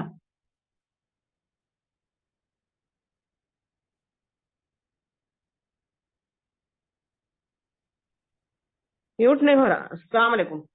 ہاں وعلیکم السلام۔ حق تعالیٰ نے فرمایا کہ نیچے ایسی حالت میں جاؤ کہ تم باہم ایک دوسرے کے دشمن ہوگے اور تمہارے لیے ایک وقت تک زمین میں رہنے کی جگہ اور نفع حاصل کرنا ہے۔ فرمایا تم کو وہاں ہی زندگی بسر کرنا ہے اور وہاں ہی مرنا ہے اور اسی میں سے پھر نکالے جاؤ گے۔ اے آدم کی اولاد، ہم نے تمہارے لیے لباس پیدا کیا جو تمہاری شرمگاہوں کو بھی چھپاتا ہے اور موجب زینت بھی ہے اور تقوی کا لباس یہ اس سے بڑھ کر ہے، یہ اللہ کی نشانیوں میں سے ہے تاکہ تم لوگ نصیحت پکڑے۔ اے اولاد آدم، شیطان تم کو کسی خرابی میں نہ ڈال دے جیسا کہ اس نے تمہارے ماں باپ کو جنت سے باہر کرا دیا، ایسی حالت میں کہ ان کا لباس بھی اتروا دیا تاکہ وہ ان کی شرمگاہیں دکھائے، اور اس کا لشکر تم کو ایسے طور پر دیکھتا ہے کہ تم ان کو نہیں دیکھ سکتے۔ ہم نے ان شیطانوں کو انہی لوگوں کا رفیق بنایا ہے جو ایمان نہیں لاتے، اور وہ لوگ جو کوئی فحش کام کرتے ہیں تو کہتے ہیں کہ ہم اپنے باپ دادا کو اسی طریقے پر پایا ہے، اور اللہ نے بھی ہم کو یہی بتایا ہے۔ آپ کہہ دیجئے کہ اللہ فحش باتیں کی تعلیم نہیں دیتا، کیا تم اللہ کے ذمے ایسی باتیں لگاتے ہو جس کا تمہیں کوئی علم نہیں؟ آپ کہہ دیجئے میرے رب نے مجھے انصاف کرنے کا حکم دیا ہے، اور یہ کہ تم ہر سجدے کے وقت اپنا رخ سیدھا رکھا کرو، اور اللہ کی عبادت اس طور پر کرو کہ اس عبادت کو خالص اللہ ہی کے واسطے رکھو۔ تم کو اللہ نے جس طرح شروع میں پیدا کیا تھا اسی طرح تم دوبارہ پیدا ہوگے۔ بعض لوگوں کو اللہ نے ہدایت دی ہے اور بعض پر گمراہی ثابت ہو گئی ہے۔ ان لوگوں نے اللہ کو چھوڑ کر شیطانوں کو رفیق بنا لیا ہے اور سمجھتے ہیں کہ وہ ہدایت پر ہیں۔ اے اولاد آدم، تم ہر نماز کے وقت اپنے آپ کو لباس سے آراستہ کیا کر لو، اور کھاؤ اور پیو اور حد سے مت نکلو، بے شک اللہ حد سے نکل جانے والوں کو پسند نہیں کرتا۔ آپ ان سے پوچھئے کہ اللہ نے اپنے بندوں کے لیے جو زینت اور کھانے پینے کی پاکیزہ چیزیں پیدا کی ہے ان چیزوں کو کس شخص نے حرام کیا ہے؟ آپ کہہ دیجئے کہ یہ چیزیں دنیا کی زندگی میں ایمان والوں کے لیے ہیں، اور قیامت کے دن تو خالص انہی کے لیے ہوگی۔ ہم اسی طرح تمام آیات کو سمجھداروں کے لیے صاف صاف بیان کرتے ہیں۔ آپ فرمائیے کہ البتہ میرے رب نے صرف حرام کیا ہے، اور ان تمام فحش باتوں کو جو علانیہ ہے اور جو پوشیدہ ہے، اور جو گناہ کی بات کو ناحق کسی پر ظلم کرنے کو، اور اس بات کو تم اللہ کے ساتھ کسی ایسی چیز کو شریک ٹھہراؤ جس کی اللہ نے کوئی سند نازل نہیں کی، اور اس بات کو تم لوگ اللہ کے ذمے ایسی بات لگا دو جس کو تم جانتے نہیں، اور ہر گروہ کے لیے ایک میعاد معین ہے، تو جس وقت ان کی میعاد معین آ جائے گی اس وقت ایک لمحہ نہ پیچھے ہٹ سکیں گے اور نہ آگے بڑھ سکیں گے۔ اے اولاد آدم، اگر تمہارے پاس پیغمبر آئے جو تم ہی میں سے ہو، جو میرے احکام تم سے بیان کریں، تو جو شخص تقوی اختیار کرے اور اپنی اصلاح کرے تو ان لوگوں پر نہ کچھ اندیشہ ہے اور نہ وہ غمگین ہوگے، اور جو لوگ ہمارے ان احکام کو جھٹلائے اور ان سے تکبر کریں وہ لوگ دوزخ والے ہوں گے اور اس میں ہمیشہ ہمیشہ رہیں گے۔ تو اس شخص سے زیادہ ہاں عائزہ رکیے، اب یہاں پر دیکھیے کہ اللہ تعالیٰ کیا فرما رہے ہیں کہ ایک تو اللہ تعالیٰ نے جن چیزوں سے منع فرمایا ہے بے حیائی کے کاموں سے، چاہے وہ چھپے ہوں چاہے ظاہر ہوں، تو یہ ساری چیزیں اللہ کے ساتھ شریک کرنا، اور یا پھر تم اللہ کی ذمہ ایسی کوئی بات لگا دو جو تم نہیں جانتے، اور یہاں ہر گروہ کے لیے ایک مدت مقرر ہے، جب وہ مدت پوری ہو جاتی ہے تو پھر ایک گھڑی بھی آگے ہٹتی ہے اور نہ پیچھے ہٹتی ہے۔ اور کیا فرمایا جا رہا ہے کہ جو شخص نافرمانی سے بچا رہے اور اپنی اصلاح کر لی تو ایسے لوگوں کے لیے نہ کوئی خوف ہوگا نہ وہ غمزدہ ہوں گے، اور جن لوگوں نے ہماری آیات کو جھٹلایا اور ان سے اکڑ کر بیٹھے تو ایسے ہی لوگ دوزخی ہوں گے۔ اب یہاں پر دیکھیے کہ کون سے لوگوں کا ذکر ہو رہا ہے کہ ایک تو کیا ہے کہ دین کی طرف نہیں آتے، شیطانی روش کیا ہے کہ اکڑ کر بیٹھتے ہیں، کیا ہوا اتنا کرے تو اتنا سا کرے تو کچھ نہیں ہوتا، اس طریقے کی باتیں جو کرتے ہیں نا، کہ مطلب گناہ کرنے کے باوجود بھی انسان اکڑ جاتا ہے، تو وہ کیا ہے شیطانی روش ہے۔ اور جو نیک لوگ ہوتے ہیں کیا کرتے ہیں، فوراً توبہ و استغفار کرتے ہیں، فوراً اپنی اصلاح کر لیتے ہیں، اور ان کو فوراً ریئلائز ہو جاتا ہے کہ کہیں ہم سے کوئی گناہ تو سرزد نہیں ہوا، تو ایسے لوگ قیامت کے دن غمزدہ نہیں ہوں گے، ان کے اوپر کوئی خوف نہیں ہوگا، وہ ایک دم بالکل ریلیکس ہوں گے۔ جیسے کہ ہم دیکھتے ہیں کہ ایک 10th کا یا 12th کا اسٹوڈنٹ جو اپنی پوری اسٹڈیز کمپلیٹ کرتا ہے تو ایگزامس کے ٹائم پر وہ ریلیکس ہوتا ہے، اسی طریقے سے قیامت کے دن وہ لوگ ریلیکس ہوں گے جنہوں نے اپنے نیکیاں اپنے سمیٹ کر لائے ہیں، گناہوں سے بچتے رہے ہیں، اللہ کی رضا انہوں نے ہر وقت تلاش کی ہے۔ اور جو لوگ اڑے رہتے ہیں، ایک تو جھٹلاتے ہیں اور پھر کیا کرتے ہیں، اکڑ کر بیٹھتے ہیں۔ اگر ان سے کہا جائے کہ یہ کیوں کیا تو وہ کیا ہوا، اتنا سا کیا تو کیا ہوا، ایسی بات کرتے ہیں اور گناہوں پر اڑے رہتے ہیں کہ چھوٹا سا گناہ ہے، اس سے زیادہ لوگ دوسرے کرتے ہیں، نماز چھوٹ گئی تو کیا ہوا، ایک نماز چھوٹی تو کیا ہوا، ہم لوگ روز تو پڑھتے ہیں، اس طریقے کی باتیں لوگ کرتے ہیں۔ تو ایسے لوگوں کے بارے میں کیا آ رہا ہے کہ یہ شیطانی روش ہے، جو فوراً ہی توبہ و استغفار کر لے, اپنے گناہوں کا اقرار کر لے, فوراً ہی جیسے ہی کوئی انسان کے اوپر آزمائش آئے نا تو وہ فوراً کیا کرے, توبہ و استغفار کرے. سب سے پہلا کام یہ کرے. جیسے ہی آپ اپنے آپ کو دیکھیں کہ کوئی آزمائش میں مبتلا ہو رہے ہیں, چاہے وہ صحت کے تعلق سے ہو, چاہے وہ گھریلو کوئی مسائل کے تعلق سے ہو, چاہے اولاد کی طرف سے ہو, چاہے شوہر کی طرف سے ہو, کوئی بھی چیز ایسی جب آپ دیکھیں کہ اپنے اوپر کوئی آزمائش آ رہی ہے تو فوراً سب سے پہلا کیا کام کریں, توبہ و استغفار کریں. اپنے گناہوں پر نظر ڈالیں کہ کون سے گناہ مجھ سے سرزد ہو رہے ہیں جس کی وجہ سے اللہ نے مجھے آزمائش میں مبتلا کیا ہے. تو اللہ تعالیٰ ایسے لوگوں کے بارے میں کیا کہہ رہے ہیں کہ ایسے لوگ جو اکڑ کر بیٹھتے ہیں تو ایسے ہی لوگ دوزخی ہیں اور اس میں ہمیشہ رہیں گے. بھلا اس شخص سے بڑھ کر ظالم کون ہو سکتا ہے جو اللہ کے ذمے جھوٹ لگا دے یا اس کی آیتوں کو جھٹلا دے. ایسے لوگوں کا ان کا وہ حصہ تو دنیا میں ہی ملے گا جو ان کے مقدر میں ہے, یہاں تک کہ جب ان کی روحیں قبض کرنے کے لیے ہمارے فرشتے ان کے پاس آئیں گے تو ان سے پوچھیں گے وہ تمہارے الہ کہاں ہیں جنہیں تم اللہ کے سوا پکارتے تھے. اب دیکھیں کہ جو اللہ کو چھوڑ کر جنہوں نے شریک بنا لیے ہیں, جن کی وہ پوجا کرتے ہیں, پوجا کو چھوڑ دیں, ان کی جو شرک کرتے ہیں, جو ان سے منتیں مانگتے ہیں, ان سے مرادیں مانگتے ہیں, ان کے پر جا کے جانور ذبح کرتے ہیں اور کیا کیا چڑھاوے چڑھاتے ہیں, تو ایسے لوگوں کے پاس اللہ تعالیٰ فرما رہے ہیں کہ جب ہمارے فرشتے روحیں نکالنے کے لیے آئیں گے تو فرشتے کیا پوچھیں گے ان سے, کہاں ہے وہ تمہارے شریک جن کو تم اللہ کے سوا پکارتے تھے؟ تو وہ جواب دیں گے ہمیں کچھ بھی یاد نہیں. اس طرح وہ خود بھی اپنے ہی خلاف گواہی دیں گے کہ وہ کافر تھے. کافر کا کیا مطلب ہے؟ اللہ کی آیاتوں کا انکار کرنا. کافر کا مطلب یہ نہیں ہے کہ نان مسلم ہونا یا غیر مسلم ہونا, بلکہ اللہ کی آیات کا انکار کرتے تھے. وہ خود ہی اپنی زبانوں سے اس بات کی گواہی دیں گے. اللہ تعالیٰ فرمائے گا اچھا تو تم بھی انہی جماعتوں میں شامل ہو جاؤ جو تم سے پہلے جنوں اور انسانوں کی جماعتیں دوزخ میں داخل ہو چکی ہیں. اللہم لا تجعلنا منہم, اللہ تو ہمیں ایسے لوگوں میں سے نہ بنا جن کو تو دوزخ میں داخل کرنے والا ہے. ایک ایک آیت پر رک کر دعا کیا کرے. جنت کا ذکر آئے تو جنت مانگا کرے, دوزخ کا ذکر آیا تو اس سے پناہ مانگا کرے. جب کوئی ایسے الفاظ آئے جو نیک لوگوں کے لیے ہوں, متقی لوگوں کے لیے ہوں, تو اللہ تعالیٰ سے دعا کریں کہ اللہ تعالیٰ ہمیں بھی ان لوگوں میں شامل کر. جب شکر کرنے والوں کا ذکر آئے تو اللہ تعالیٰ سے دعا کریں کہ اللہ تعالیٰ شکر کرنے والوں میں ہمیں شامل کر دے. صبر کرنے والوں کا ذکر آئے تو اس میں دعا کریں کہ اللہ ہمیں بھی صابرین میں شامل کر. اس طریقے سے ہر چیز کو ہم پڑھ کر سمجھتے ہوئے اپنے اندر اتارتے ہوئے پڑھیں گے نا, تو جب اس قرآن کا حق ادا ہوگا میری بہنوں. تو اس طریقے سے ہمیں پڑھنا ہے. ایسے نہیں کہ بس ہم نے ناظرہ پڑھ لیا, ہم نے آج 5 پارے پڑھے, ہم نے آج 6 پارے پڑھے, رمضان میں ہم نے 4 قرآن ختم کرے, 6 قرآن ختم کرے, کئی ہم نے قرآن ختم کر چکے ہیں اب تک, لیکن ہم ایک آیت بھی سمجھانے کے قابل نہیں ہیں. ہم کو کیا پڑھنا چاہیے تھا کہ ہم شاید ساری زندگی لگا دیتے ہم ایک قرآن ختم کرنے میں, لیکن اس قابل بنتے کہ ہم ایک آیت کو ہی سمجھا سکیں یا ایک آیت کو ہی سمجھ سکیں. دوسروں کو چھوڑ دیجئے, اپنے گھر والوں کو, اپنی اولاد کو ہی ہم سمجھانے والے بن جاتے. تو یہاں پر دیکھیے کہ جہاں پر بھی ایسا ذکر آئے, دوزخ کا ذکر آئے, تو اللہ تعالیٰ سے پناہ مانگے کہ اللہ تو ہمیں اس دوزخ سے بچا.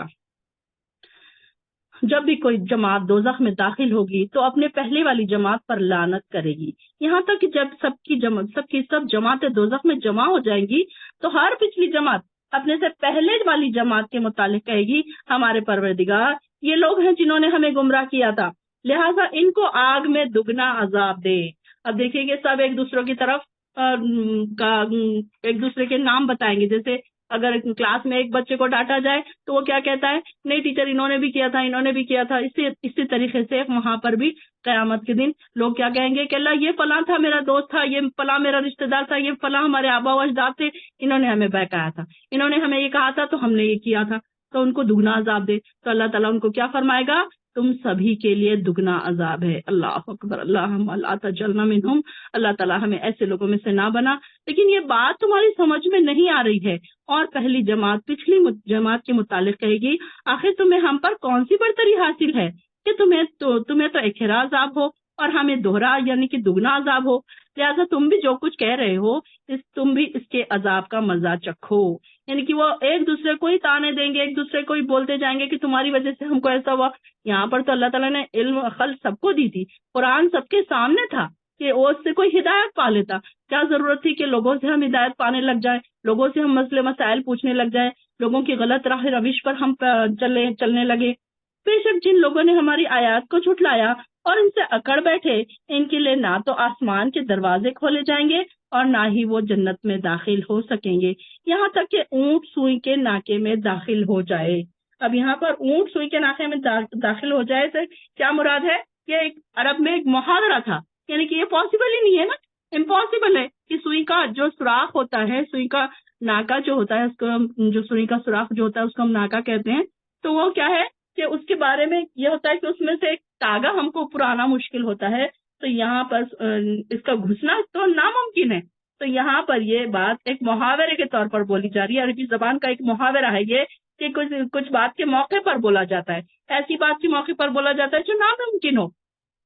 تو یہاں پر اللہ تعالیٰ کہہ رہے ہیں کہ جب تک سوئی کے ناکے میں سے اونٹ نہ داخل ہو جائے تو ہم مجرموں کو ایسے ہی سزا دیا کرتے ہیں، ان کے لیے بچھونا بھی جہنم کا ہوگا اور اوپر سے اوڑھنا بھی جہنم کا ہوگا، اور ہم ظالموں کو ایسے ہی سزا دیا کرتے ہوں گے۔ اللہ اکبر۔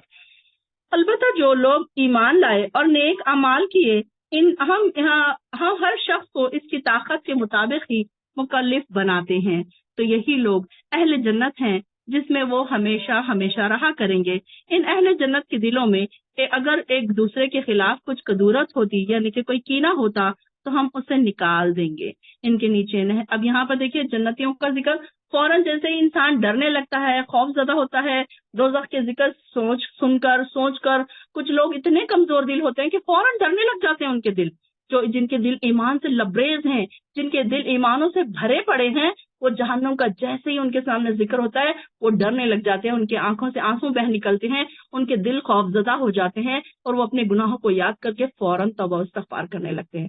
تو ایسے لوگوں کے کیا اب پھر اللہ تعالیٰ قرآن کا جو طریقہ کار ہے، جو دیکھیں کتنا پیارا انداز ہے، قرآن کا انداز بیان کتنا اچھا ہے کہ جیسے ہی اصحاب النار کا ذکر آتا ہے تو اس کے بعد پھر فوراً اصحاب الجنت کا بھی ذکر آ جاتا ہے، فوراً اللہ تعالیٰ پھر ان کو تسلی بھی دیتے ہیں کہ جو لوگ میری طرف آ رہے ہیں، جو لوگ نیک ہیں، جو لوگ ہدایت پا رہے ہیں، جو لوگ ہدایت کی طرف دوڑتے ہیں، پھر اللہ تعالیٰ ان کے لیے پھر جنتوں کی مہمان نوازی کا بھی ذکر فوراً ہی کر دیتا ہے کہ ہم کیا کریں گے، ایسے لوگوں کو جنت میں داخل کریں گے جس میں وہ ہمیشہ رہیں گے۔ ان اہل جنت کے دلوں میں کیا ہوگا، ایک دوسرے کے خلاف کوئی کینہ نہیں ہوگا، سب دلوں کے کینوں کو صاف کر دیا جائے گا۔ دنیا میں کیا ہوتا ہے، ہر ایک کے لیے کینہ ہوتا ہے، بات سامنے سے تو اچھی کرتا ہے سامنے والا، لیکن اس کے دلوں میں کیا بھرا ہوا ہے ہمیں نہیں پتا۔ لیکن جنت میں جانے سے پہلے انسان کو کیا ہوگا، سارے کے سارے اس کے دلوں کو صاف کر لیا جائے گا۔ جنت میں جو بھی ہمارے رشتہ دار ہوں گے تو وہ کیا ہوگے، ان کے دلوں میں آپ کے لیے کوئی کینہ نہیں ہوگا، اور ان کے نیچے نہریں جاری ہوں گی، اور وہ کہیں گے تعریف تو اللہ ہی کے لیے ہے۔ کیا کہیں گے وہ، قالوا الحمد للہ الذی ہدانا لہذا، کہ اللہ تعالیٰ کی تعریف ہے جس نے ہمیں یہ ہدایت دی، جنت کی راہ دکھائی۔ ظاہر ہے ہمیں کہاں سے پتا تھا کہ جنت میں جانے کا کون سا راستہ ہے؟ اگر اللہ تعالیٰ ہمیں نہ بتاتا، اللہ تعالیٰ ہمیں راستے نہ بتاتا، یہ ہدایت کے راستے ہمارے سامنے کھول کر بیان نہ کرتا، اس طریقے سے قرآن میں اللہ تعالیٰ ہمیں اٹریکٹ نہ کرتا، یہ راستوں کی طرف نہ بلاتا، نہ لالچ دیتا، تو ہم کیسے ہدایت پا لیتے؟ تو یہ اللہ تعالیٰ کی ہدایت ہے، اللہ تعالیٰ نے ہدایت دی اس راستے کی، الذی ہدانا لہذا، کہ اللہ تعالیٰ جن کو پسند کرتا ہے ان کو ہدایت دے دیتا ہے، جن کو نہیں پسند کرتا وہ ایسے ہی گمراہوں کی طرح بھٹکتے پھرتے ہیں، دنیا کی دوڑ دھوپ میں صبح سے نکلتے ہیں، رات کو گھر پہنچتے ہیں، بس دنیا کی دوڑ، دنیا کی چاہت، دنیا کے پیسے کمانے کی چاہت، اسٹیٹس بنانے کی چاہت، اور اس میں پھر وہ نہ ان کو نمازیں پڑھنے کا ٹائم ہے، نہ قرآن پڑھنے کا ٹائم ہے، نہ اس کو سمجھنے کا ٹائم ہے۔ تو پھر یہ دیکھیے کہ اللہ تعالیٰ کتنا پسند کرتا ہے ایسے بندوں کو جو اس کے ساتھ ساتھ، دنیا کے ساتھ ساتھ، اللہ تعالیٰ نے یہ کہیں نہیں کہا کہ تم دنیا کو چھوڑ دو یا اپنے گھر والوں کو چھوڑ دو یا اپنے کام کاج کو چھوڑ دو، بلکہ اس کے ساتھ ساتھ کیسے بیلنس کرنا ہے ہم کو یہ آنا چاہیے۔ اور پھر اللہ تعالیٰ فرماتا ہے کہ جس کو میں نے ہدایت دی پھر ہم اس کو کیا کریں گے، جنت میں بھی ڈالیں گے۔ اللہ کا اس میں ہر وقت شکر بھی ادا کیا کرے۔ جب بھی آپ کو یہ ریئلائز ہو کہ میں قرآن کو سمجھ رہی ہوں، قرآن مجھے سمجھ آ رہا ہے، ایک ایک آیت مجھے سمجھ رہی ہے، ایک آیت بھی اگر آپ کو سمجھ رہی ہے نا، تو آپ اس کا شکر ادا کریں کہ اللہ تعالیٰ تو نے ہدایت دی، اللہ تعالیٰ تو نے مجھے اس قابل بنایا، اللہ تعالیٰ تو نے مجھے چنا کہ میں آج یہاں بیٹھی ہوں اور سمجھ رہی ہوں، سیکھ پا رہی ہوں، سمجھ پا رہی ہوں۔ اللہ نے بصیرت دیا، عقل دیا، سمجھ دیا۔ اب یہ سوچیے اگر ہم مینٹلی ریٹائرڈ ہوتے، ہم اندھے بہرے ہوتے، تو ہم کہاں سے سنتے اور کہاں سے سیکھ پاتے؟ اور اگر اللہ تعالیٰ ایسی محفلوں کے بجائے ہم کو ایسی محفلوں میں بھیج دیتا جہاں دنیا داری ہے، جہاں موویز ہے، جہاں پہ پارٹیز ہیں، انجوائمنٹ ہے، تو ہم بھی اسی میں انجوائے کرتے اگر اللہ تعالیٰ ہمیں ہدایت نہ دیتا۔ تو یہاں پر دیکھیے بہت سوچنے کی ضرورت ہے کہ اللہ تعالیٰ نے ہم سب کو یہاں پر ہدایت دی، اللہ تعالیٰ نے ہمیں اس طرف موڑ دیا کہ اللہ تعالیٰ نے پسند کیا آپ سب کا یہاں آنا، پسند کیا آپ سب کے لیے آسانیاں پیدا کی کہ آپ سب اپنے گھر کے کام کاج اپنے سب چھوڑ چھاڑ کر بیٹھے ہیں، قرآن لے کر بیٹھے ہیں، اللہ کی راہ میں بیٹھے ہیں۔ اللہ تعالیٰ کی تعریف ہے اس میں، الحمدللہ الحمدللہ کہا کریں۔ جب بھی آپ کو یہ ریئلائز ہو کہ ہم قرآن کو سمجھ پا رہے ہیں تو ضرور الحمدللہ تہ دل سے کہا کریں، تہ دل سے الحمدللہ کہا کریں کہ اس میں آپ کو خود ایک اطمینان محسوس ہو کہ واقعی یہ اللہ تعالیٰ کی مجھ پر ایک مہربانی ہے۔ اللہ تعالیٰ ہر ایک پہ نہیں کرتا مہربانی، اللہ تعالیٰ جن کو پسند کرتا ہے ان کو ہی ہدایت دیتا ہے۔ کئی لوگ ایسے ہیں جن کو اللہ تعالیٰ نے نہیں پسند کیا، کئی لوگ ایسے ہیں جن کو نہیں پسند کیا کہ وہ اس کی مسجدوں میں آئے، کئی لوگوں کو نہیں پسند کیا کہ وہ اس کی محفلوں میں آ کر بیٹھے۔ جن کو اللہ تعالیٰ پسند کرتا ہے ان کو ایسی محفلوں میں بلا دیتا ہے، دعوت دیتا ہے، ان کو پسند کرتا ہے، ان کے بیٹھنے کو پسند کرتا ہے، ان کی باتوں کو سننے کو پسند کرتا ہے، اور فرشتوں کے سامنے پھر ان کے ناموں کا ذکر بھی کرتا ہے۔ پھر جنتوں میں ان کے لیے ایک ایک چیز بنانا شروع کر دیتا ہے، ان کے لیے چھپا چھپا کر ہر چیز اللہ تعالیٰ جنت میں بناتا جاتا ہے، اور بندوں سے کہتا ہے کہ اے بندے جب تو میرے پاس آئے گا تو میں تجھے یہ ساری چیزیں انعام کے طور پر دوں گا۔ سبحان اللہ بحمدی سبحان اللہ العظیم۔ اللہ تیری ہی تعریف ہے، بس تعریف تو اللہ ہی کے لیے ہے جس نے ہمیں یہ جنت کی راہ دکھائی۔ اگر اللہ ہمیں یہ ہدایت نہ دیتا، راہ نہ دکھاتا تو ہم کبھی یہ راہ نہ پا سکتے تھے۔ بے شک ہمارے پروردگار کے رسول واقعی حق لے کر آئے تھے۔ اس وقت انہیں ندا آئے گی، ایک آواز آئے گی، تم اس جنت کے وارث بنائے گئے ہو اور یہ ان نیک اعمال کا بدلہ ہے جو تم دنیا میں کرتے رہے ہو۔ ہمیشہ ہمیں یہ بھی دعا کرنی چاہیے کہ اللہ ہمیں جنت کا وارث بنا دے، ہم کو، ہمارے اہل وعیال کو، ہماری نسلوں کو جنتوں کا وارث بنا دے۔ اور اہل جنت دوزخیوں کو پکار کر پوچھیں گے، ہم نے تو ان وعدوں کو سچا پا لیا جو ہم سے ہمارے پروردگار نے کیا تھا، کیا تم سے تمہارے پروردگار نے جو وعدے کیے تھے تم نے بھی اسے سچا پایا؟ وہ جواب دیں گے ہاں ہم نے بھی سچا پایا۔ لیکن ان کے جواب ان کے ہاں میں اور ان کے ہاں میں کتنا فرق ہوگا آپ سوچ سکتے ہیں، سمجھ سکتے ہیں، فیل کر سکتے ہیں آپ۔ وہ کتنی حسرتوں سے ہاں کہیں گے اور یہ کتنی خوشیوں سے ہاں کہیں گے، جنتی کتنی خوشیوں سے ہاں کہیں گے کہ الحمدللہ ہم نے تو وہ سارے وعدے پورے ہو گئے ہمارے پاس، ہم نے جو جو سنا تھا قرآن میں اللہ تعالیٰ نے وہ ہم سے وعدے پورے کر دیا۔ اور جو دوزخی ہوں گے وہ رو رہے ہوں گے، چیخ رہے ہوں گے، پکار رہے ہوں گے، لیکن ان کی مدد کے لیے کوئی نہیں آئے گا۔ اور جو لوگوں کو اللہ کی راہ سے روکتے تھے اور اس میں ٹیڑھاپن پیدا کرتے تھے، کجی پیدا کرنا چاہتے تھے اور آخرت کے منکر تھے۔ آیت نمبر ہمارا 45 چل رہا ہے۔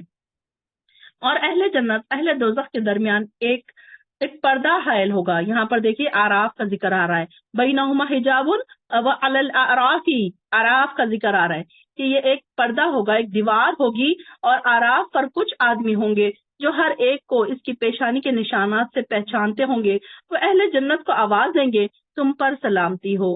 یہ آراف والے ابھی جنت میں داخل تو نہ ہوئے ہوں گے، البتہ اس کی امید ضرور رکھتے ہوں گے۔ یہاں پر دیکھیے اہل عراف کا ذکر ہو رہا ہے کہ اہل عراف کہتے ہیں ان کی نیکیاں اور گناہ دونوں برابر ہے، اور یہ اس مقام پر بیٹھے ہوں گے اور اہل جنت کی طرف دیکھ رہے ہوں گے تو ان کے نورانی چہرے ان کو دکھ رہے ہوں گے، اور دوزخ کی طرف دیکھ رہے ہوں گے تو ان کی کالی کلوٹی رنگت ان کو ڈرا رہی ہوگی کہ کہیں اللہ تعالیٰ ہمیں اس میں نہ ڈال دے۔ اس کو عراف کو بھی آپ انڈر لائن کر لیجئے تاکہ آپ کو پتہ چلے کہ عراف کا ذکر کہاں پر آیا ہے۔ اور جب ان کی نگاہیں اہل دوزخ کی طرف پھیری جائیں گی تو کہیں گے پروردگار ہمیں ظالم لوگوں میں شامل نہ کرنا، اور یہ اہل عراف کچھ لوگوں کو ان کی پیشانیوں سے پہچان کر آوازیں دیں گے کہ آج نہ تمہارے جتھے کام آئے، تمہاری جمعیت تمہارے ساتھ کچھ کام آئی، اور نہ وہ چیزیں جن کے بل پر تم اکڑا کرتے تھے۔ اکڑ کس کی ہوتی ہے انسان کو؟ اپنے پیسے کی، اپنے خاندان کی، اپنے اسٹیٹس کی۔ تو یہاں پر ان لوگوں کو کہا جا رہا ہے کہ دیکھو تمہارے پاس تو یہ ساری چیزیں تھی دنیا میں جس کی وجہ سے تم اکڑتے تھے۔ انسان کیا سوچتا ہے؟ میری بڑی پہچان ہے، میرے بڑے بڑے لوگوں سے پہچان ہے، میرے پاس تو بڑا اسٹیٹس ہے، میں تو 1 منٹ میں فون کروں تو میرے سارے کام ہو جائے۔ یہ اکڑ ہوتی ہے نا انسان کو، لیکن یہ ساری چیزیں انسان کو وہاں کوئی کام نہیں آئے گی۔ کیا یہ اہل جنت وہی لوگ ہیں جن کے متعلق تم قسم کھا کر کہا کرتے تھے کہ اللہ انہیں اپنی رحمت سے کچھ بھی نہ دے گا؟ مطلب یہ دنیا میں تو کیا کہتے تھے کہ یہ تو دیکھو یہ اتنے نیک ہیں، نیکیوں پر چل رہے ہیں، ان کو تو کچھ نہیں ملنے والا۔ اور دوزخی اہل جنت کو آواز دیں گے ہم پر بھی کچھ پانی انڈیل دو، اللہ نے جو کچھ تمہیں کھانے کو دیا ہے اس میں سے کچھ گرا دو۔ اہل جنت جواب دیں گے اللہ تعالیٰ نے یہ دونوں چیزیں کافروں پر حرام کر دی ہیں جنہوں نے اپنے دین کو کھیل اور تماشا بنا رکھا تھا اور دنیا کی زندگی نے انہیں دھوکے میں ڈال رکھا تھا، لہٰذا آج ہم انہیں ایسا ہی بھلا دیں گے جیسے انہوں نے اس ملاقات کے دن کو بھلا رکھا تھا اور ہماری آیتوں کا انکار کیا کرتے تھے۔ اب ہم ان لوگوں کے پاس ایسی کتاب لائے ہیں جسے ہم نے علم کی بنا پر مفصل بنا دیا، یعنی کہ تفصیل سے بتانے والی بات کو تفصیل سے سمجھانے والی کتاب۔ یہ کتاب ان لوگوں کے لیے ہدایت اور رحمت ہے جو ایمان لاتے ہیں۔ یہ لوگ بس اب اس کے انجام کا انتظار کر رہے ہیں جس کا پتہ یہ کتاب دے رہی ہے۔ جس دن اس کا انجام سامنے آ جائے گا تو جن لوگوں نے پہلے کتاب کو بھلا رکھا تھا کہیں گے واقعی ہمارے پاس رسول حق بات لے کر آئے تھے،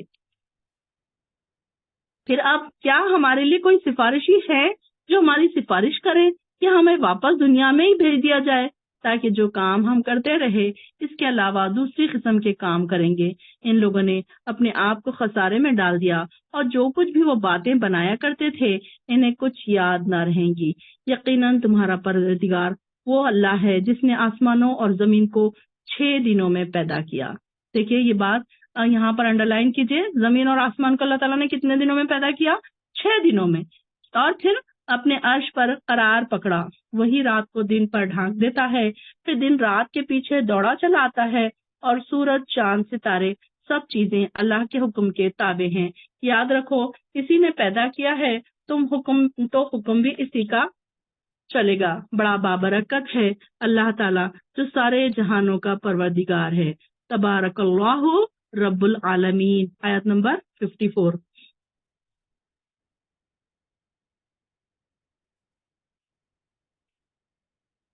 چلیے فائزہ پڑھیے یہاں سے آیت نمبر 55 سے۔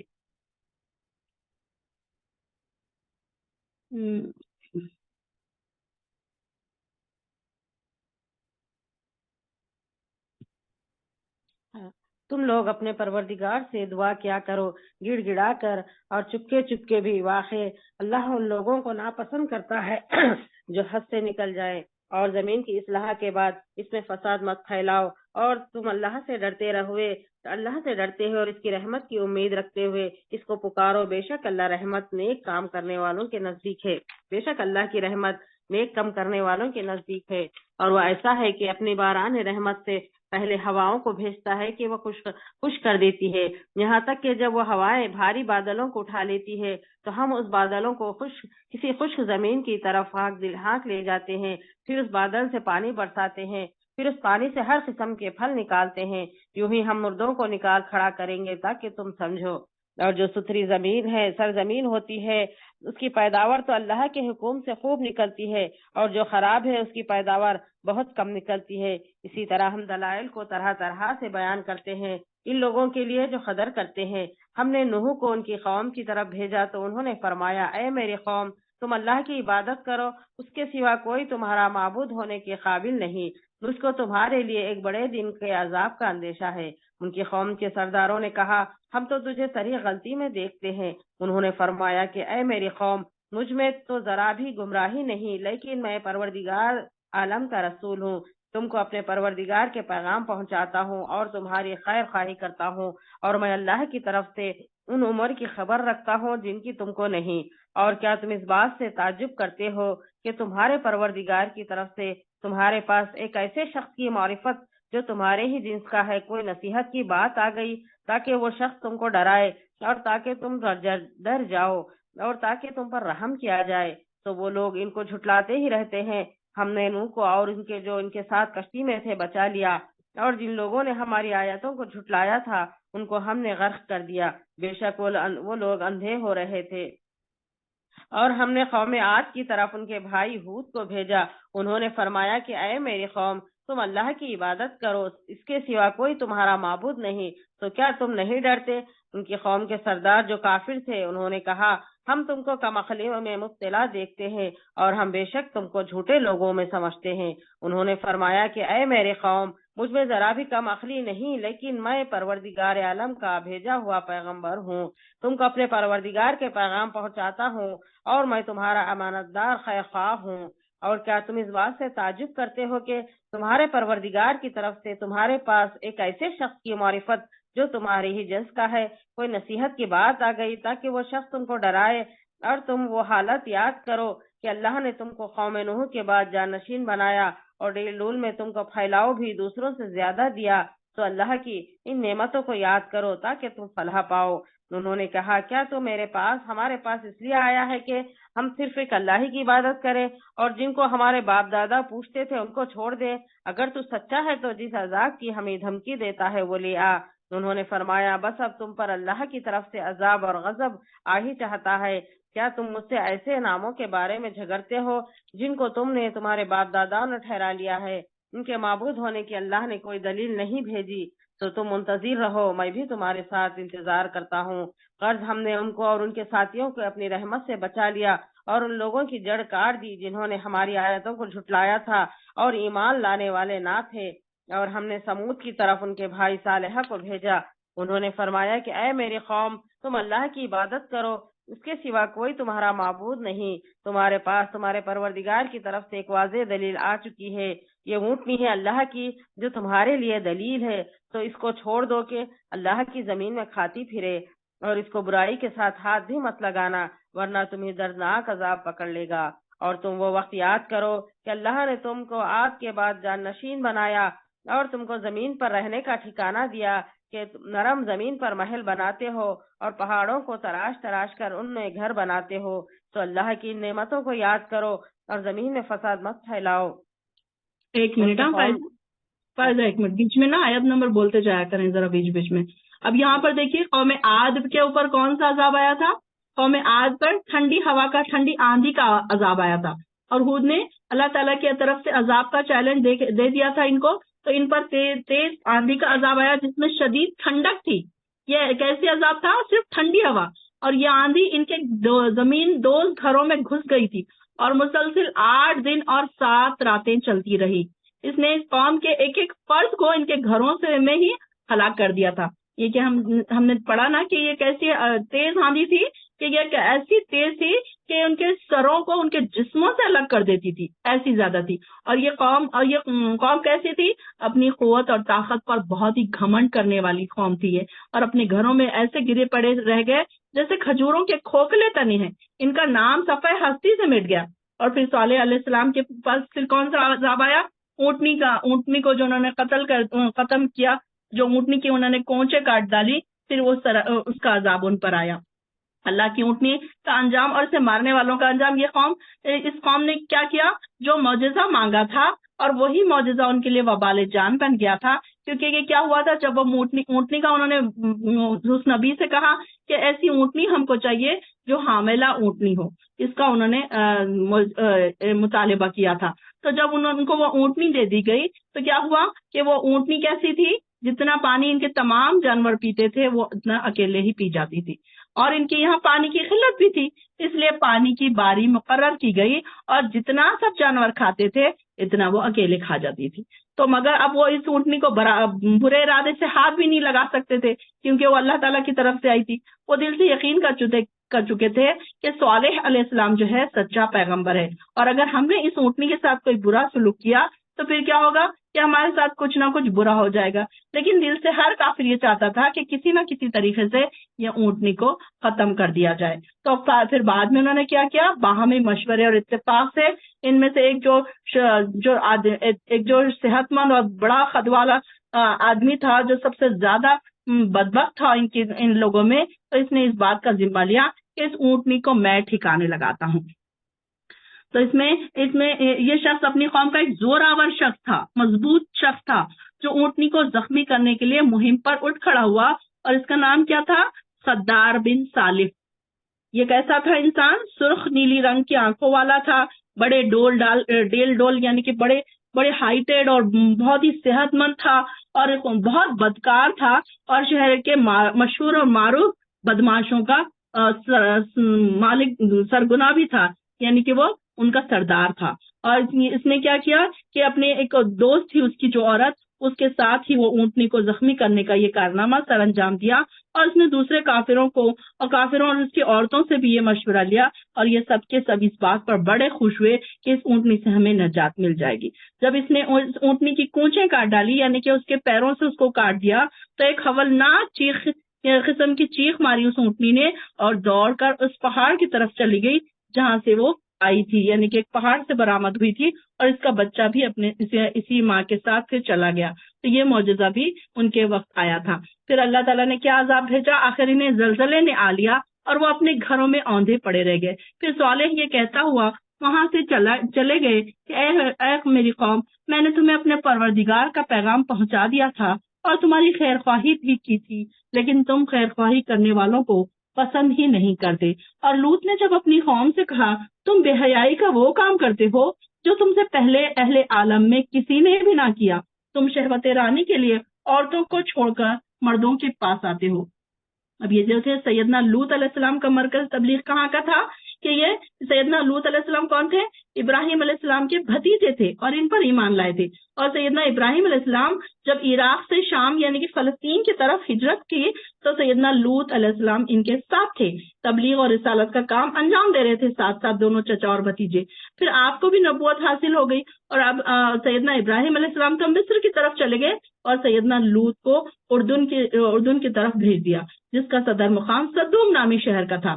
تو اور یہی سیدنا لوط علیہ السلام کا تبلیغ کا مرکز تھا۔ تو یہاں پر اب یہ جو شہر تھا بحر مردار میں اب غرق ہو چکا ہے، جسے بحر لوط بھی کہا جاتا تھا۔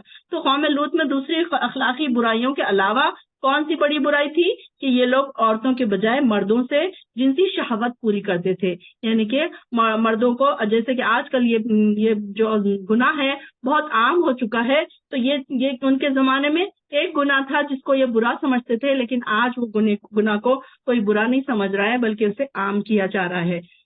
تو یہاں پر ایسے لوگوں کے لیے کہا جا رہا ہے کہ ایسے کیا کرتے تھے یہ لوگ، عورتوں کو چھوڑ کر مردوں کے پاس آتے تھے، تم تو حد سے بڑے ہوئے لوگ ہو۔ اور اس کی قوم کو اس کے سوا کوئی جواب نہ آیا، انہوں نے یہ کہہ دیا اپنی بستی سے انہیں نکال دو، یہ لوگ بڑے پاک باز بنے پھرتے ہیں۔ یعنی کہ اگر کوئی ان کو نیکی کی طرف بلاتا تو وہ کیا کرتے ان کو کہتے کہ ہاں یہ تو بڑے نیک ہے نا، ان کو ہی نکالو یہاں سے، ہم تو یہاں سارے کے سارے ایک ہی کام کر رہے ہیں، جو نیک بن رہے ہیں انہیں یہاں سے ہکال دو۔ چنانچہ ہم نے لوط اور اس کے اہل خانہ کو بچا لیا اور اس کی بیوی کے وہ باقی ماندہ ہلاک ہونے والوں میں سے تھی۔ یعنی کہ یہ لوگ جو ہومو سیکشول کرتے تھے، جو ہم جنسی کی طرف یہ بلاتے تھے لوگوں کو، تو ان کے اس میں اس کی جو لوط علیہ السلام کی بیوی تھی یہ بھی ان لوگوں میں ہی شامل تھی۔ تو اللہ تعالیٰ نے کیا کیا، پھر اس کو بھی اسی میں رہنے دیا اور ہلاک ہونے والوں میں وہ بھی شامل ہو گئی۔ اور اس قوم پر کون سا عذاب آیا؟ پتھروں کی بارش برسائی گئی۔ بس دیکھ لیجئے کہ مجرموں کا کیا انجام ہوا۔ اس قوم کی سب بستیوں کو اٹھا کر بلندی پر زور سے دے مارا گیا۔ سیدنا جبرائیل علیہ السلام نے کیا کیا تھا کہ زمین کے اتنے ہی حصے کو زمین سے علیحدہ کر کے اپنے پروں پر اٹھا لیا تھا اور پھر اوپر سے زمین پر پٹک دیا تھا، اور پھر اللہ تعالیٰ نے اوپر سے کیا کیا، پھر پتھروں کی بارش بھی برسائی۔ اس طرح وہ بدکار قوم کا نام و نشان تک مٹ گیا تھا۔ اور اہل مدین کی طرف ہم نے ان کے بھائی شعیب کو بھیجا۔ اس نے کہا اے میری قوم، اللہ کی عبادت کرو۔ اب یہاں پر دیکھیے ایک ایک نبی کے بارے میں آ رہا ہے، ان کے ذکر آ رہا ہے کہ ان کے الگ الگ نبیوں کے وقت ان کی قوموں کے ساتھ کیا ہوا تھا اور ان لوگوں نے کیا کیا کیا تھا، کیسے کیسے ان کے اوپر عذاب آئے، یہ ساری چیزیں ان کی ذکر ہو رہی ہیں۔ تو یہاں پر اللہ کی عبادت کرو، تمہارے لیے اس کے سوا کوئی الہ نہیں، تمہارے پروردگار کی طرف سے ایک واضح دلیل آ چکی ہے، لہذا ماپ تول میں کمی نہ کرو۔ اب یہاں پر یہ جو قوم تھی یہ کیا کرتی تھی، ناپ تول میں کمی کرتی تھی، اور لوگوں کو ان کی چیزیں کم نہ دیا کرو۔ زمین میں اصلاح ہو جانے کے بعد اس میں بگاڑ نہ پیدا کرو، یہی بات تمہارے لیے بہتر ہے اگر تم واقعی مومن ہو۔ اب یہاں کیسا تھا ان کا لین دین میں ہیرا پھیریاں کرنا شعیب علیہ السلام کے وقت۔